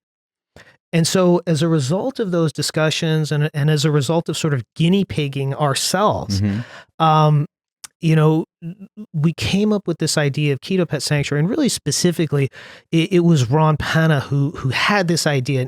And I recall this as clear as day because it was myself, Ron Penna, and another colleague. We're sitting in a conference room, and Ron goes to me, he says, hey, here's what we're going to do. We're going to go and we're going to rescue dogs from kill shelters who would otherwise, be euthanized as a result of having cancer. Yeah. We're going to create this amazing Disneyland for dogs. We're going to assemble a team of veterinarians, researchers, oncologists to take care of these dogs, afford them the highest standard of veterinary care, and we're going to figure out if this whole ketogenic approach to addressing disease has any merit, right? Yeah. And so I heard this idea and said, okay, give me that one. I'll do it. And what ensued from there was one of the strangest assembly of a working group that included immunologists, included pediatric physicians, oncologists, research scientists, veterinary pathologists, veterinary surgeons, veterinary oncologists, and we assembled Keto Pet Sanctuary to essentially validate whether or not a ketogenic diet in combination with standard of care could impact disease progression in these dogs. And, one of the ways that we did that was to use the same gold standard that you use in human medicine. This is mind-boggling, by the way. I'm not saying anything because I'm just listening to you. Oh, you're watching the sizzle reel there. Yeah, I'm watching a little bit of this footage, but I'm just listening to what you're saying. And I'm just in awe. Like, this is a really just a cool story. And I knew a little bit about it, obviously. That's how I was able to bring it up in the first place. Sure. And that's unbelievable. Yeah, this really put us on the path because we were using PET-CT, positron emission tomography, and computerized tomography to assess and look at these tumors across various tumor models, right? And as you pointed out, Ron Penn and I aren't scientists. We really don't have formal training, but we understood what we wanted to try. And most importantly, this was also an occasion just fundamentally just to help dogs, right? Yeah. We're both dog guys, dog people. So that was sort of a gimme. And then to bring in all these veterinary specialists and all these research specialists this to really is look insane. at. I mean, it can have such a positive impact on humanity. Right. I mean, you guys could literally be saving the world with research like this if it turns out to be effective. I mean, to jump to the punchline, what we saw in short order is that these dogs were doing much better on the Kaplan-Meier curves, in other words, the survivorship curves, than what would be indicated by the literature. So, this was, we're not researchers. There was no placebo. There's no double blind, no multi-center, right? This was just real world, rescue the dog, apply basically the same protocols that Dr. D'Agostino had developed in rat studies, and the same protocols that Dr. Thomas Seyfried had developed in a brain cancer model for human patients, and applied those to dogs in real world terms. And then use the same standard of assessment that you would use in a hospital for a human cancer patient to look at the tumors and say, hey, are they getting worse? Are they getting better? Are they staying the same? And that very quickly informed us that there was merit to this approach, that it did have value, and that these dogs were not only living longer, but most importantly, that their quality of life was very high. Even the ones that were receiving standard of care radiation or chemotherapy. And that informed us and gave us enough confidence then to go look at this same model in humans. And that's when we did a small pilot study with diabetics. It was really a safety study to look at the effects of the foods. We looked at early breast cancer in a small cohort of women. And we also did a pilot study at Cedars-Sinai in Los Angeles to look at brain cancer patients. Wow. So the dogs really, we started out wanting to help dogs.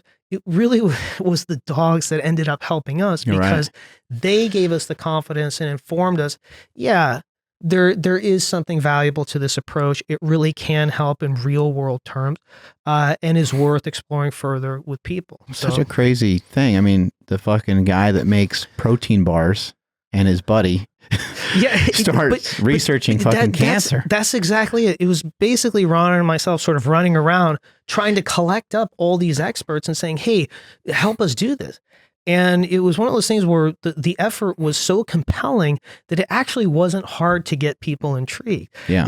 And so even the veterinarians— their curiosity was probably there as well. Even the veterinarians that kind of took a dim view of like, what's this weird diet? How's this going to affect the dogs? Once they started to see the data, and once they could interact with the dogs directly, they realized, man, these dogs are doing very well. Yeah. And so that gave them the confidence then to continue to participate. Yeah, it's just a crazy thing. Where'd you guys start? Because you mentioned when Dominic D'Agostino came in, he was kind of saying you guys were looking in the wrong spots. Were you guys just like doing keto just to kind of like bodybuild type thing, or? No, it was really to see if the principles that Dr. Attia and Dr. D'Agostino had explained to us were real.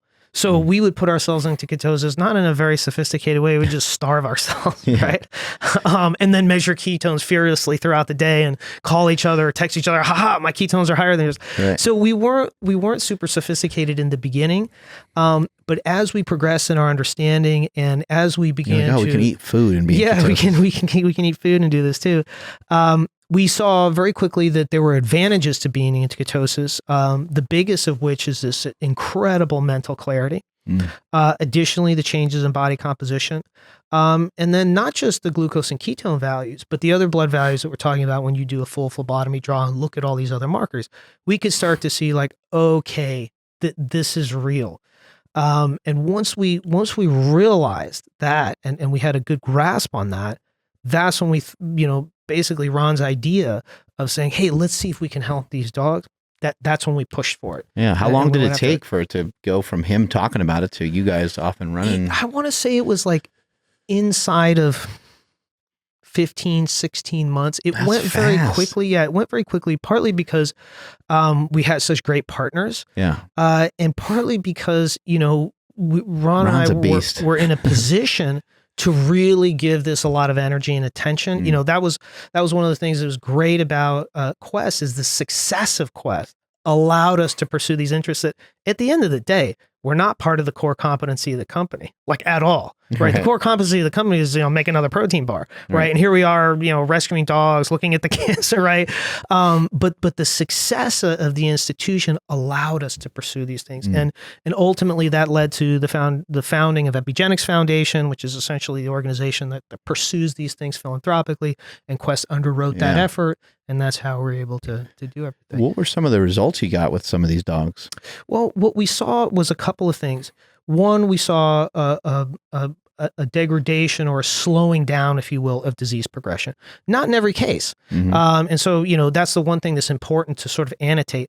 There's nothing magical about a ketogenic diet. It's not going to, rescue a dog from passing away from disease, particularly if you're introducing it at the later stages, stage 3, stage 4 cancer. You got a steep hill to climb, and it's important to just be real about that. At the same time, if you're catching the cancers early, stage 1, stage 2, man, it can have a huge impact. And there are many dogs that are still alive today at Keto Pet Sanctuary that continue to thrive, right? The other thing that's interesting is a ketogenic diet does not bulletproof you from acquiring cancer or reacquiring it. Even dogs on a sustained ketogenic diet over time can still see a reoccurrence of cancer. So what's interesting is that tells you that cancers perhaps can adapt over time to that intervention, or it may be the case that certain cancers, a spectrum of response, right? Some cancers may have more ketolytic enzymes than others. So the ones that have less, maybe they respond a lot better to a ketogenic diet. The ones that have more, maybe less so. Additionally, combining a ketogenic diet with other modalities of intervention, like say chemotherapy or radiation or IV vitamin C therapy or metformin or any number of other oxaloacetate, any number of other metabolic interventions, those combined effects or adjuvant effects aren't well understood in the literature because no one's really looked at that. Yeah. But on a case-by-case basis, you may be affording yourself better health outcomes as a result of combining those things. So those are some of the things that, people, not just with our group, but outside of our group are exploring. And, the future is very promising in that regard. And when you look at the human model, there's any number of very, very compelling case studies that show that with just ketogenic diet, you can control brain tumor progression pretty significantly. Wow. Doesn't bulletproof you, doesn't insulate you from disease necessarily, but the tumor response is fairly spectacular. A kid from the UK named Andrew Scarborough is probably a great example of that. Max from the Max Love Foundation is a kid who's controlled his brain cancer with ketogenic diet. Those are sort of the superstars. Yeah. And invariably what you see is that I know Furious Pete has used the ketogenic style diet as well to help. He's a great exemplar of that. And invariably what you see is the people who apply the nutrition most rigorously tend to get the best results. Right. But that's true on the performance side of the equation, right? The people who can really stick to their diets, man, they achieve things that other people who are a little bit more loosey-goosey don't. Right. So there is that spectrum of response. And there's still a lot to learn about this because, again, you don't have a lot of controlled trials, which are tough to do, but you don't even have large cohort anecdotal trials that have some controls in them. And so that's the next stage. And, it's encouraging to see, like, 10 years ago, if you went to clinicaltrials.gov and typed in ketogenic, you'd see like 13 studies. Today, there's like 1,300. Wow. So there's been a change in not just the popular consciousness, but in the scientific community that, hey, there's something important to understand here. Right. And people are going after it. Is cancer exist more readily here in the United States than it does in other countries? Do you know that? I don't know that. There's a great book. We're just so unhealthy. It just seems like everything exists here more. It's probably the case that in developed countries, there's a higher preponderance of cancer, but then part of that is that, it's also more studied. It's like now we know that there's more autism cases because we look at it more carefully. There's a great book by Clifton Leaf called The Truth in Small Doses that really taxonomizes the raw metrics in cancer, not just in the United States, but also globally. And I can't remember what the metric is for the question you're asking, but if you go to that book, it will be in there. When it comes to dogs, maybe we need to back up and maybe think about like what kind of lifestyle are they living to where they have, like, it seems like cancer and tumors and stuff are pretty big in our pets, correct? That's accurate. I mean, what are we feeding these guys? Right. The average lifespan of a dog from like the 70s has gone from about, I think, 17 years to, I think it's less than 11. I think it's 9 or 10 now. Wow. Now you could attribute some of that to breeding. Right. You could attribute some of that to environmental cofactors, sure. But if you're not looking at the food, you're avoiding something that's extremely important. And if you look at, there's not a lot of good data on this. There's some, but probably the best work on this actually is Dr. Anna Bjorkman from University of Helsinki. She did a comparative cohort study where she looked at kibble-fed dogs versus raw keto-fed dogs. And what she saw, even with age stratification, is that within a 30-day window, the inflammatory markers on those kibble-fed dogs are through the roof, and comparatively, the raw keto-fed dogs are nowhere. Right. Now, that doesn't tell you everything that you may want to know, but it's a pretty good point of departure to say, hey, look, hundreds of thousands of years of evolutionary biology, these animals are carnivores, and even the last 100 years of breeding doesn't really change that. There are some people who offer the argument that dogs are omnivores. It's tough to sustain that argument because if you look at a dog's mouth, right, their molars are scissor molars. They're not flat molars for grinding, right? Additionally, as we talked about before, their physiology is such that their colon is short. So they don't have really a sacculated colon. We can tell some of this by, somebody saying, hey, that was my dog. Right. When your dog has gas, right? And it like kills the whole room. Everyone's like, oh my God. Additionally, even though, in the last 80 to 100 years, dogs do produce a little bit more amylase than they used to comparatively, it's not even close to what humans produce. So this idea that a dog should be eating a rendered or high heat processed, extruded, refortified piece of sugar, it's a tough argument to maintain because there's no precedent for that. All you have is the last 80 years in developed countries having an industry around that. Right. If you go to other countries, there's no pet food. The dog just scavenges or gets what it can catch. And what you see is very different longevity, very different body composition, and very different disease presentation between those two models. What should people be feeding their dogs from just the research that you've seen? Yeah, I mean, if you let there's a documentary on it. Somebody was mentioning it to me a few weeks ago. It's called the Dog Cancer Series. Dr. Karen Becker and Rodney Habib produced that. Something you don't think about, you just like, I guess, it could be similar to like baby food or something like that, where that's not where your thought is like, somebody provides this for us. It's for a baby, so I assume it'd be safe. And kind of same thing with your dog. You're like, well, who doesn't love dogs? I'm going to buy my dog the highest price thing at Costco or whatever.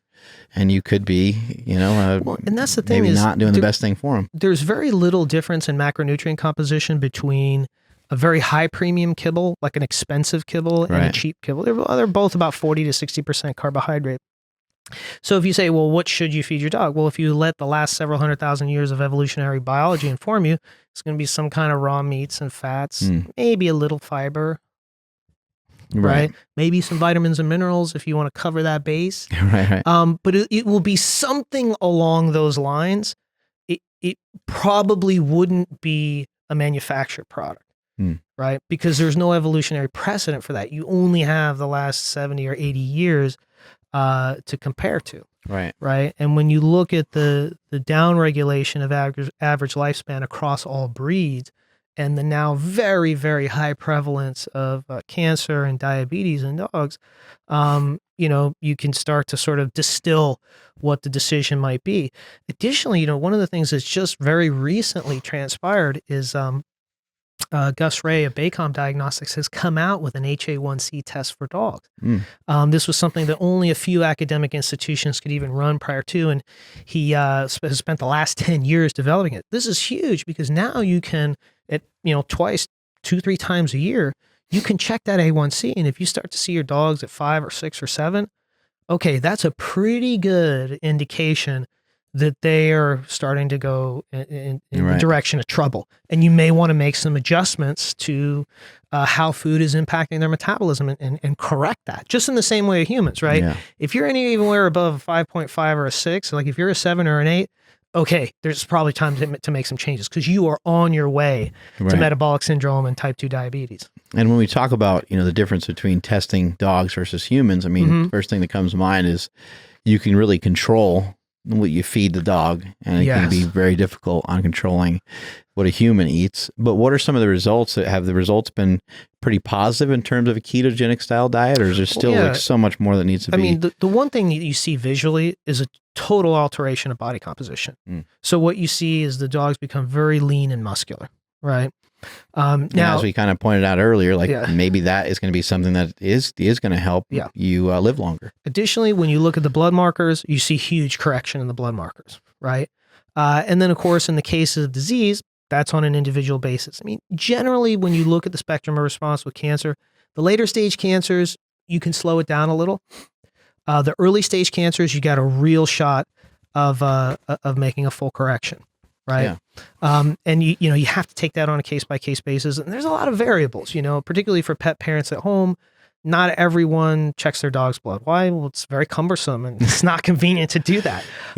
But you can do it. You can keep a very, very tight leash on what those numbers look like and use the numbers to make adjustments to the meal program. So, it just depends. A lot of it is the execution and implementation is a big determinant of the kind of health outcomes you get. But what's interesting is we get calls from pet parents and veterinarians all over the world to say, hey, I sort of followed what you guys did and here the results are very favorable.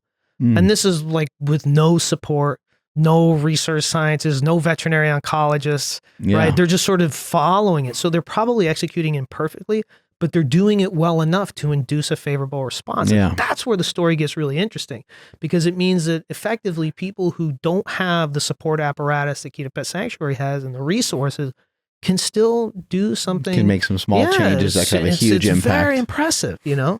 It gets to be frustrating when you just don't know. Yeah, that's the thing that always bugs me when you just you don't have the education, you don't have the tools, you're not understanding that. It would never occur to me unless I heard my brother talking about it. That what you feed your pets could be, really harmful. Like, what a shitty, like, that sucks to understand that, and I guess it is something that should be more well thought out, but it is kind of crazy that you're trying to do something good for your pet. People are always trying to buy like toys for their pet and this and that. And then here we are, perhaps causing them more harm. And it's tough because, food is love. Right. Yeah. And so people want to give their pet something. Or their kid ice cream. Or their kid. Yeah. So it's a way of building rapport and having a nice moment. You got a treat for him. He's all fired up. Exactly. Yeah. Everyone's getting something of value out of that interaction. The challenge is if what's being, what's being offered as food is moving the dog backwards metabolically, then you can recalculate what that treat looks like. Right. And it can be something else that moves them forward. That makes a lot of sense. How did all this get started for you? Because we mentioned, obviously through you talking, you're extremely educated on this topic. Did you go to school for this, or how did this? Really, you said it best. It was kind of Ron and I running around and just being interested. And then, one of the things that we do really well together is learn. And so, and we're privileged. We get to learn from Dominic D'Agostino and Peter Attia. We're in a privileged spot. They come in, they give us a masterclass. Our level of understanding and insight jumps dramatically. And they're just two names and just you have accelerated learning due to the resources of Quest Nutrition. And so exactly. So we had to go through many, many, many remedial biology classes with Dr. Angela Poff and Dr. Shannon Kessel and any number of experts in their various fields who are schooling us on histone deacetylase transport and things like that, which we would normally never be exposed to. But because of their generosity and also their corresponding interest in what we were pursuing, we were able to really gain a grasp and an understanding of this. And frankly, it's also invariably intriguing. Like, I'm never bored with this stuff. I love it. And to me, this falls in the same category of, how can I get better at the gym? How can I improve my own performance? How can I gain a better understanding of human metabolism, canine metabolism? To me, it's actually all the same thing. In other words, I look at therapeutics and performance as really just two different sides of the same coin. What I learn in the gym, I can apply to a cancer patient. What I learn from a cancer patient, I can apply in the gym. Yeah. Oh, it makes a lot of sense. And, trying to, discover and trying to unlock all these different things gets to be exciting. And then you unlock one thing and then your belief in something else changes and it kind of continues, What's something in the last couple of years that's really changed your opinion of maybe something that you used to think, like maybe growing up and maybe being someone that hit the gym, maybe you were kind of more of a carb guy or whatever. Sure. What's something that's changed drastically in the last several years? I think probably the thing most recently that I've become just absolutely fascinated, and it's a rabbit hole, but I've kind of started to go down it, is really taking a closer look at iron. And, we know generally that iron can be a catalyst in you sent me in tumor a link to a book. Yes. That book, it's not pumping iron, but it's rather dumping iron. And that book sort of changed my life. And, of course, Ron Penn was the guy who said, hey, dude, read this book because there's important stuff in there. And one of my key takeaways was that green tea extract is good for, EGCG is good for iron sequestration. Additionally, this anecdotal thing of, hey, take a baby aspirin every day because it thins out your blood. Well, it also allows you to very slowly sequester iron out of your body because aspirin is an irritant to the lining of the intestine. And it just it makes you bleed just a little bit. Not in any way that's dangerous to you. I've heard Ray Pete mention that before. I'm not sure if you're familiar with Ray Pete. Yes, and giving blood is a big part of making sure that you keep your iron levels low. And one of the things that's interesting is, we don't have this as much today in developing countries, but, 10,000 years ago prior to agriculture, people would have all kinds of parasites, tapeworms, things like that would sequester iron. So generally speaking, we have higher iron levels today as a population than we may have in the past. So all of this has really made me refactor managing my iron levels and looking at hematocrit more consistently. And that's something that I think there's a lot more to learn in that domain, but it's become of great interest to me because you're right about the rabbit hole. It gets to be confusing too. So is iron attached to like your red blood cell count or something along those lines? Or well, it's a whole ecosystem that is related. So for example, like we just talked about, because a lot of guys that use stuff, their red blood cell count will be hematocrit elevated, jumps up, right? as does RBC count. That's absolutely true. Right. So for example, anything that you bring in exogenously, and if you're using pharmacology for performance enhancement, those are some of the effects. And managing that is very important. Giving blood is a great way to counteract that effect. It's probably the best way, right? Yeah, it's the quickest, fastest way, right? But also using these other things like baby aspirin, like green tea extract, can also assist in that, which is very interesting. Additionally, we talked about A1C, right? Well, A1C is basically a measure of glycated and non-glycated hemoglobin. In other words, in very simple terms, and I'm oversimplifying it, sugared blood cells to non-sugared blood cells. Gotcha. Right? And in humans and dogs, it's a way to check people for diabetes. Yeah, right? It's a long-term marker, right? And so if you're looking at hematocrit, iron, ferritin, and A1C levels, now you have a very good index of where you stand in relation to potential disease acquisition. It's not a perfect index, but if you're looking at that, man, you're getting a keen view on where you stand. So those things have really sort of captured my imagination as of What's late. the danger of having high amounts of iron? Well, in a cancer model, it can act as a catalyst for progression.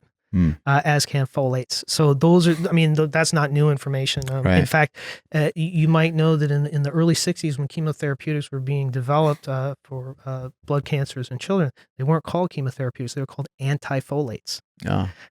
So there's a tradition of understanding there in that landscape, which isn't new, but as you continue to read and as you continue to research and talk to people, all this new, it's not really new information, but it's represented information.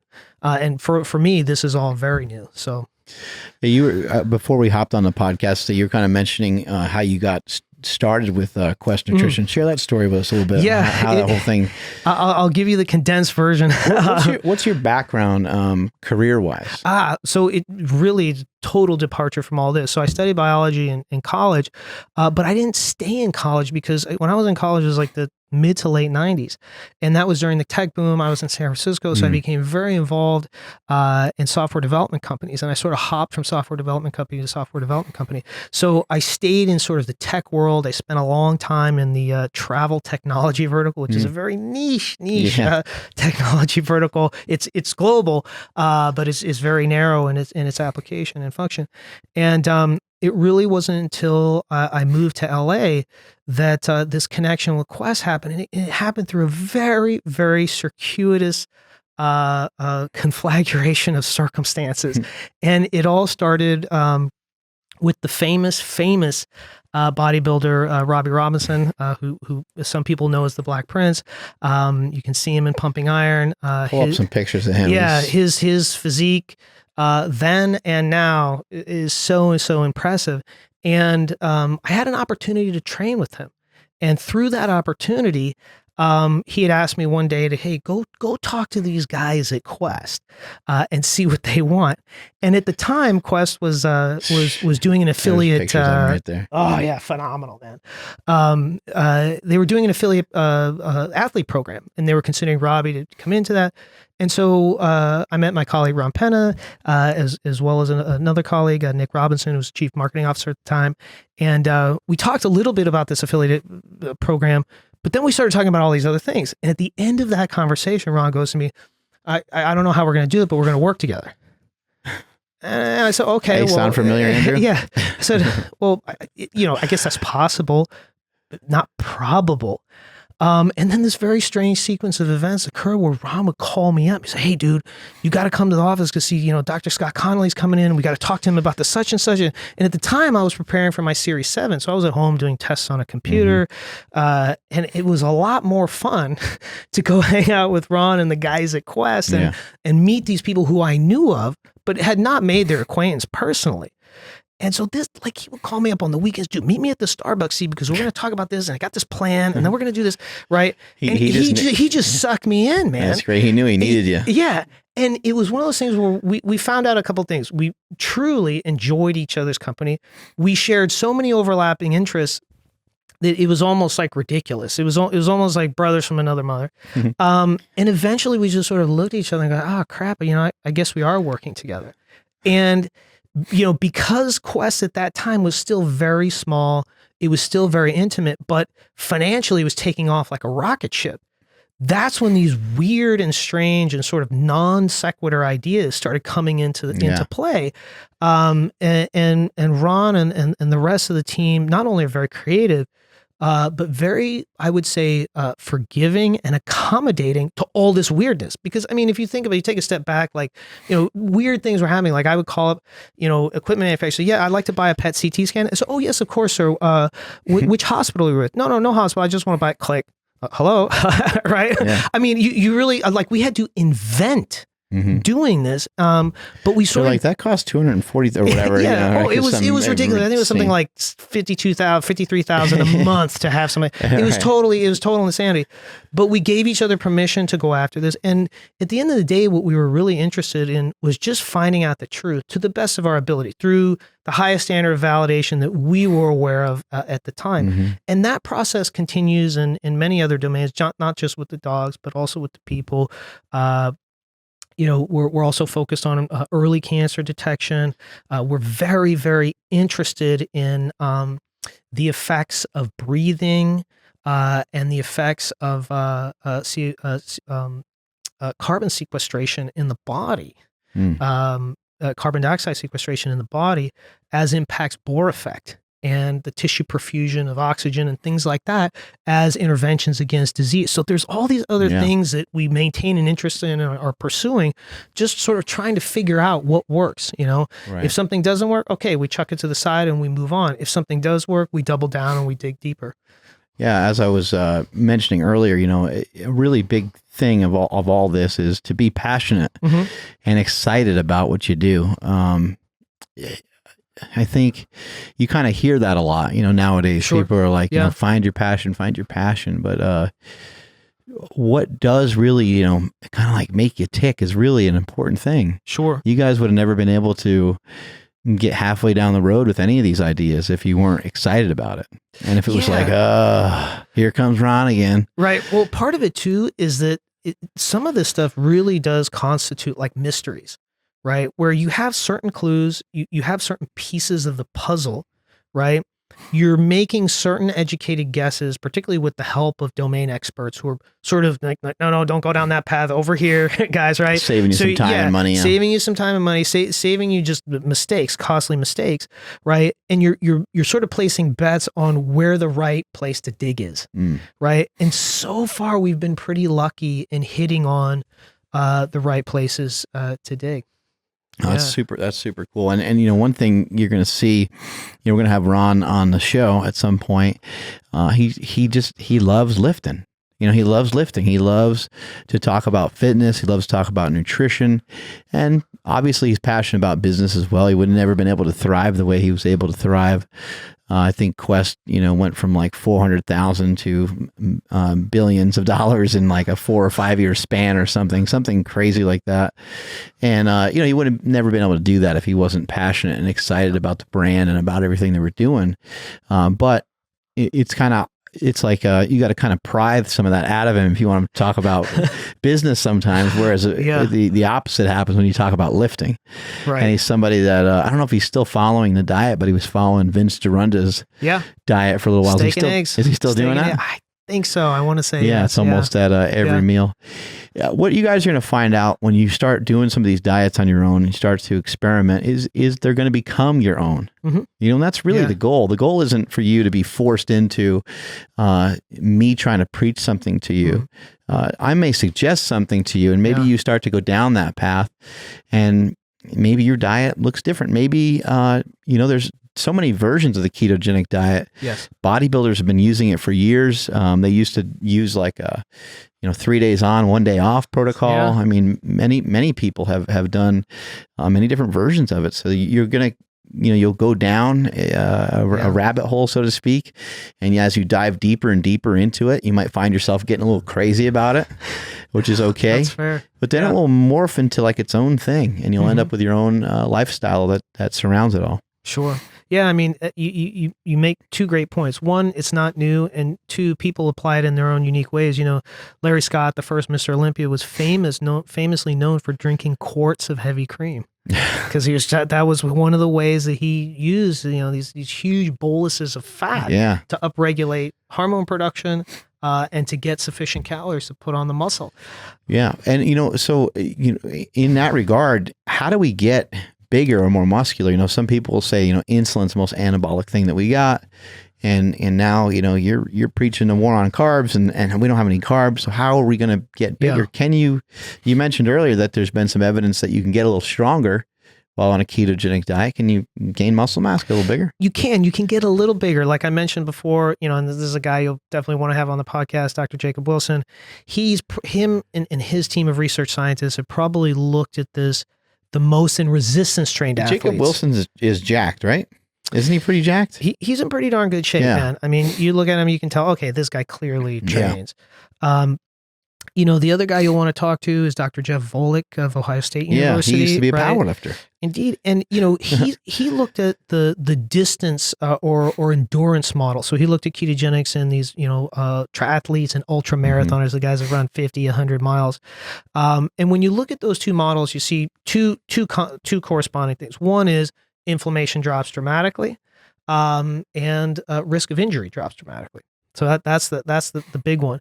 Now in resistance trained athletes, obviously you're not going to have the same muscle building effect that you would with high protein and high carb, right? You can know that, but it doesn't mean that you can't make gains.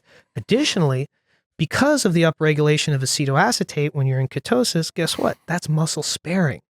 So your ability to maintain strength and not lose muscle mass is key. Right. And so, for example, that's one of the reasons why the ketogenic diet is so appropriate for the military, but also for astronauts. Why? In a low gravity environment, what happens? You lose muscle. Right. So if you're in ketosis and you have, you're essentially, you have muscle sparing substrates floating around in your body, that's a huge advantage. Right. So, there's that spectrum and landscape of response depending on what's going on. And you have to look at that.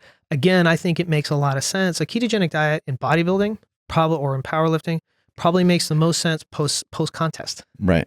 You're restoring hormone balance, right? Particularly if pharmacology is involved and you're letting your body rest from that. Right. Those high fats help you recover and restore that equilibrium. Hugely important. Additionally, particularly in bodybuilding, man, you've been starving yourself a touch for 3-4 weeks, right, of an 8 or 12 week prep cycle.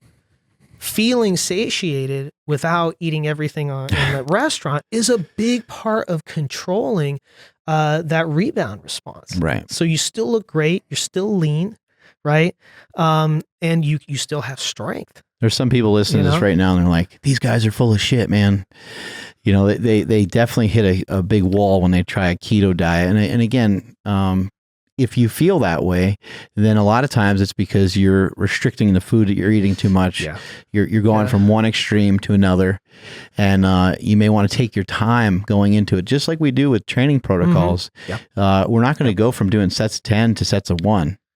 Right. We're going to do sets of 10, sets of 8, sets of 6, and so on. And we're going to prep ourselves for that. Or if we wanted to start doing some crazy workouts, we wanted to start to introduce a lot more volume, well, we'd start to prep ourselves for that, because if we make ourselves too sore, then we open up the door for injury, and we open up the door to basically just go backwards. And so you always have to be prepared for whatever it is that you're about to do.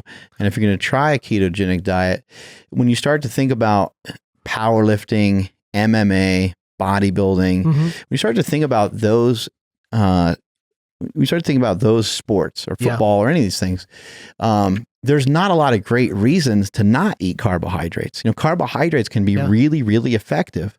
But if you want to try to make some changes to your lean body mass, if you're somebody that ends up taking it too far when you are allowed to eat carbohydrates, well, then maybe this is something that you might want to look into. And also to just give you better brain function. Now in MMA, I know a lot of MMA fighters, a lot of former fighters are using a ketogenic diet to try to help repair the brain. Is that correct? Oh, it can't be overstated how crucial intervals of ketosis are for the neuroprotective effect, right?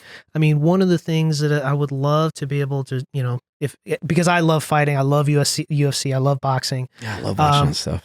I would love to be able to sit down with the physicians who are, part of the UFC apparatus and say, hey guys, why aren't these fighters on exogenous ketones before and after a fight? And why aren't they in hyperbarics before and after a fight? Lowering inflammation, right? Lowering genius. That's huge. Pre and post workout carbohydrates almost, but for the brain almost. But for the brain, because look, man, there's no getting around it. Let's recover. Just like football, just like soccer, just like rugby, just like any contact sport, they're receiving jarring blows to the brain. And, is as durable as a lot of these athletes are, you simply can't protect yourself from injury. And whether that presents acutely or whether that presents in the long term, if you're not a steward of that, if you're not doing some kind of intervention to lower the preponderance of brain injury, man, you're really losing an opportunity to do a couple things. One, increase and sustain the longevity of these guys' career. And two, increase and sustain the longevity of their health, right? Yeah. Because wouldn't it be great if all these guys, man, they were sharp as a tack after they retire, they go on TV, they're great announcers, they're great color commentators, right? That one of the great sadnesses in my life is that I've been privileged enough to meet a lot of my heroes in boxing and in MMA, and you talk to them and you can clearly see mental deficit. Right. I mean, it's just obvious. It's very painful because these are like my superheroes, and I want to talk to them, I want to interact with them. And I can see that it's very difficult for them to do that. Yeah. And I'm not saying all of that can be avoided or you can totally insulate you're punching yourself. each other in the face. Yeah. I mean, you're still punching each other in the face. You're still rattling each other's noggins. But man, there's a lot you can do to mitigate the most egregious effects of combat sport. It's insanely interesting because what if you could somehow manage, they'll say, oh, this guy got knocked out. Now he's going to get knocked out more. He's going to get knocked out more often.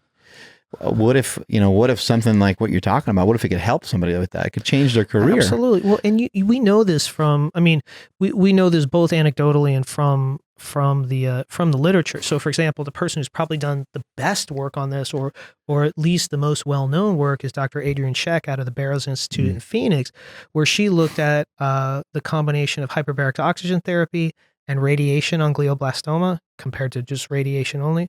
Huge difference in tumor response. Additionally, ketogenic diet and radiation versus radiation only.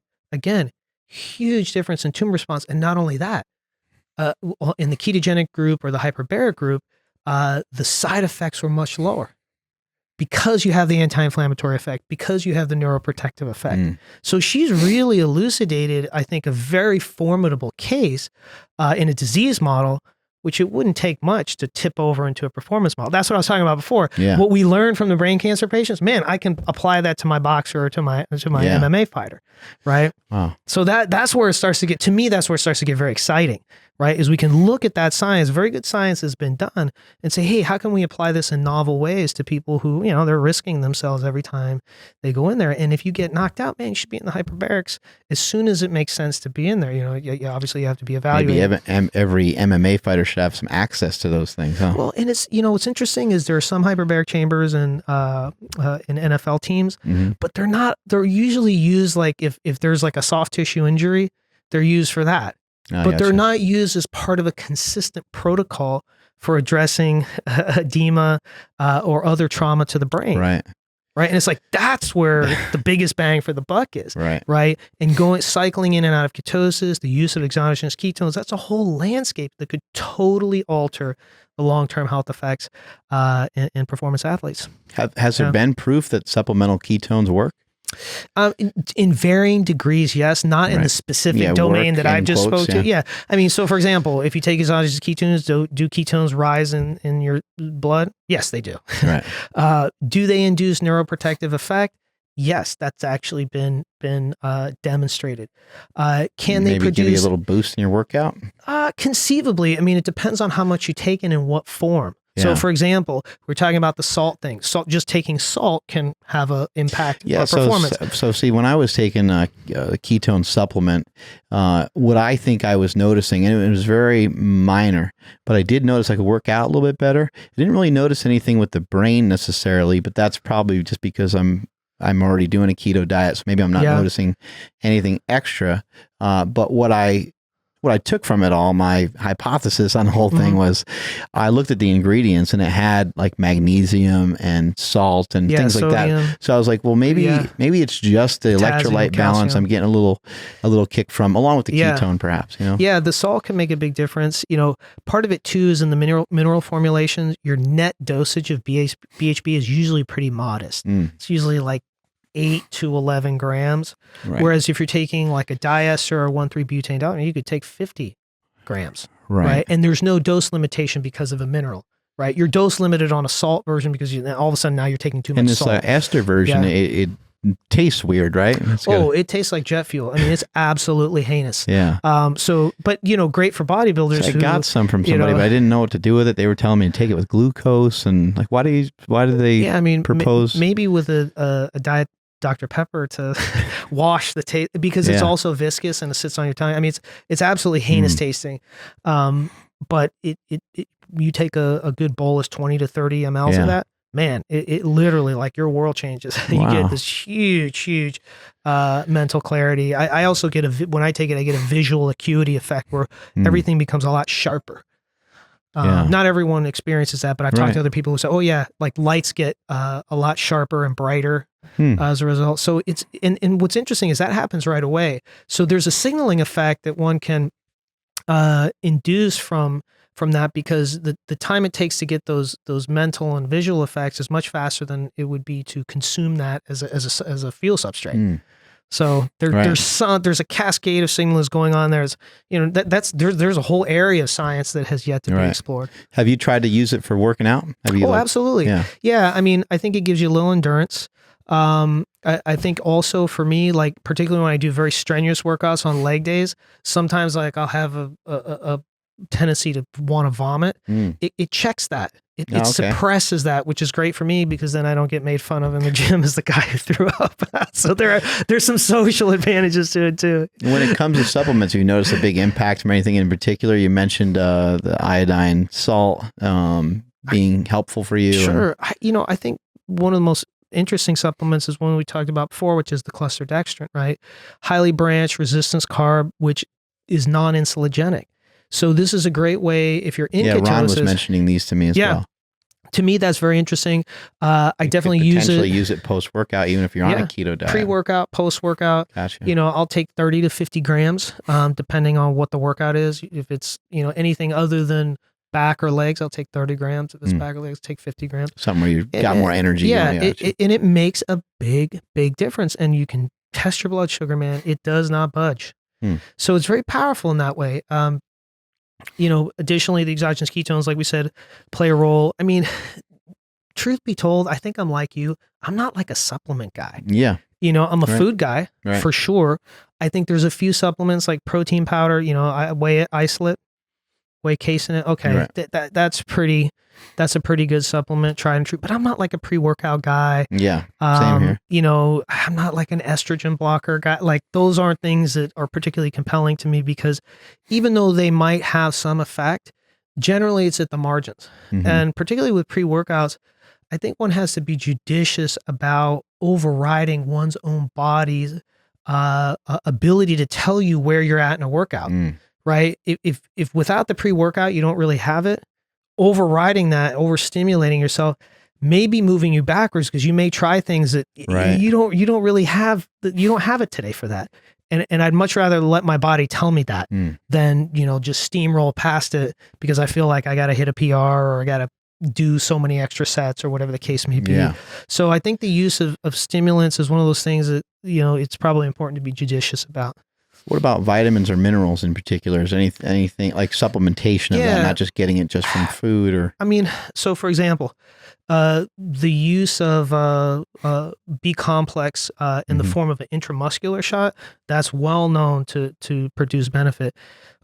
Oral vitamins, there's a lot of loss. Right, your stomach chews everything out. Yeah, there's a lot of loss. So you know the true yield in vitamins is pretty low. And that's why you notice like bodybuilders who take vast, you know, they're taking 5x. Yeah. You know why? Because they're trying to get a sufficient amount of that, and they're bigger humans typically. So you know, there's a correspondence there. You know, like you, there are times when I take certain supplements, but usually it's asymmetric.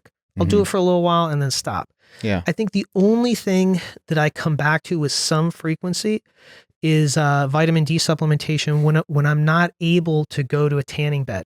Right. So I'll take vitamin D3 and vitamin K2. Not able to get in the sun, maybe. Yeah, if I can't get vitamin D either from an artificial source, which is a light bulb that's spitting out UVB rays, or the actual sun, then I'll come back to that supplementation. But I try to get it mainly from a light source. Yeah. If I can. So that's probably the one that I return to with some frequency, because sometimes when you travel and things like you can't get that done.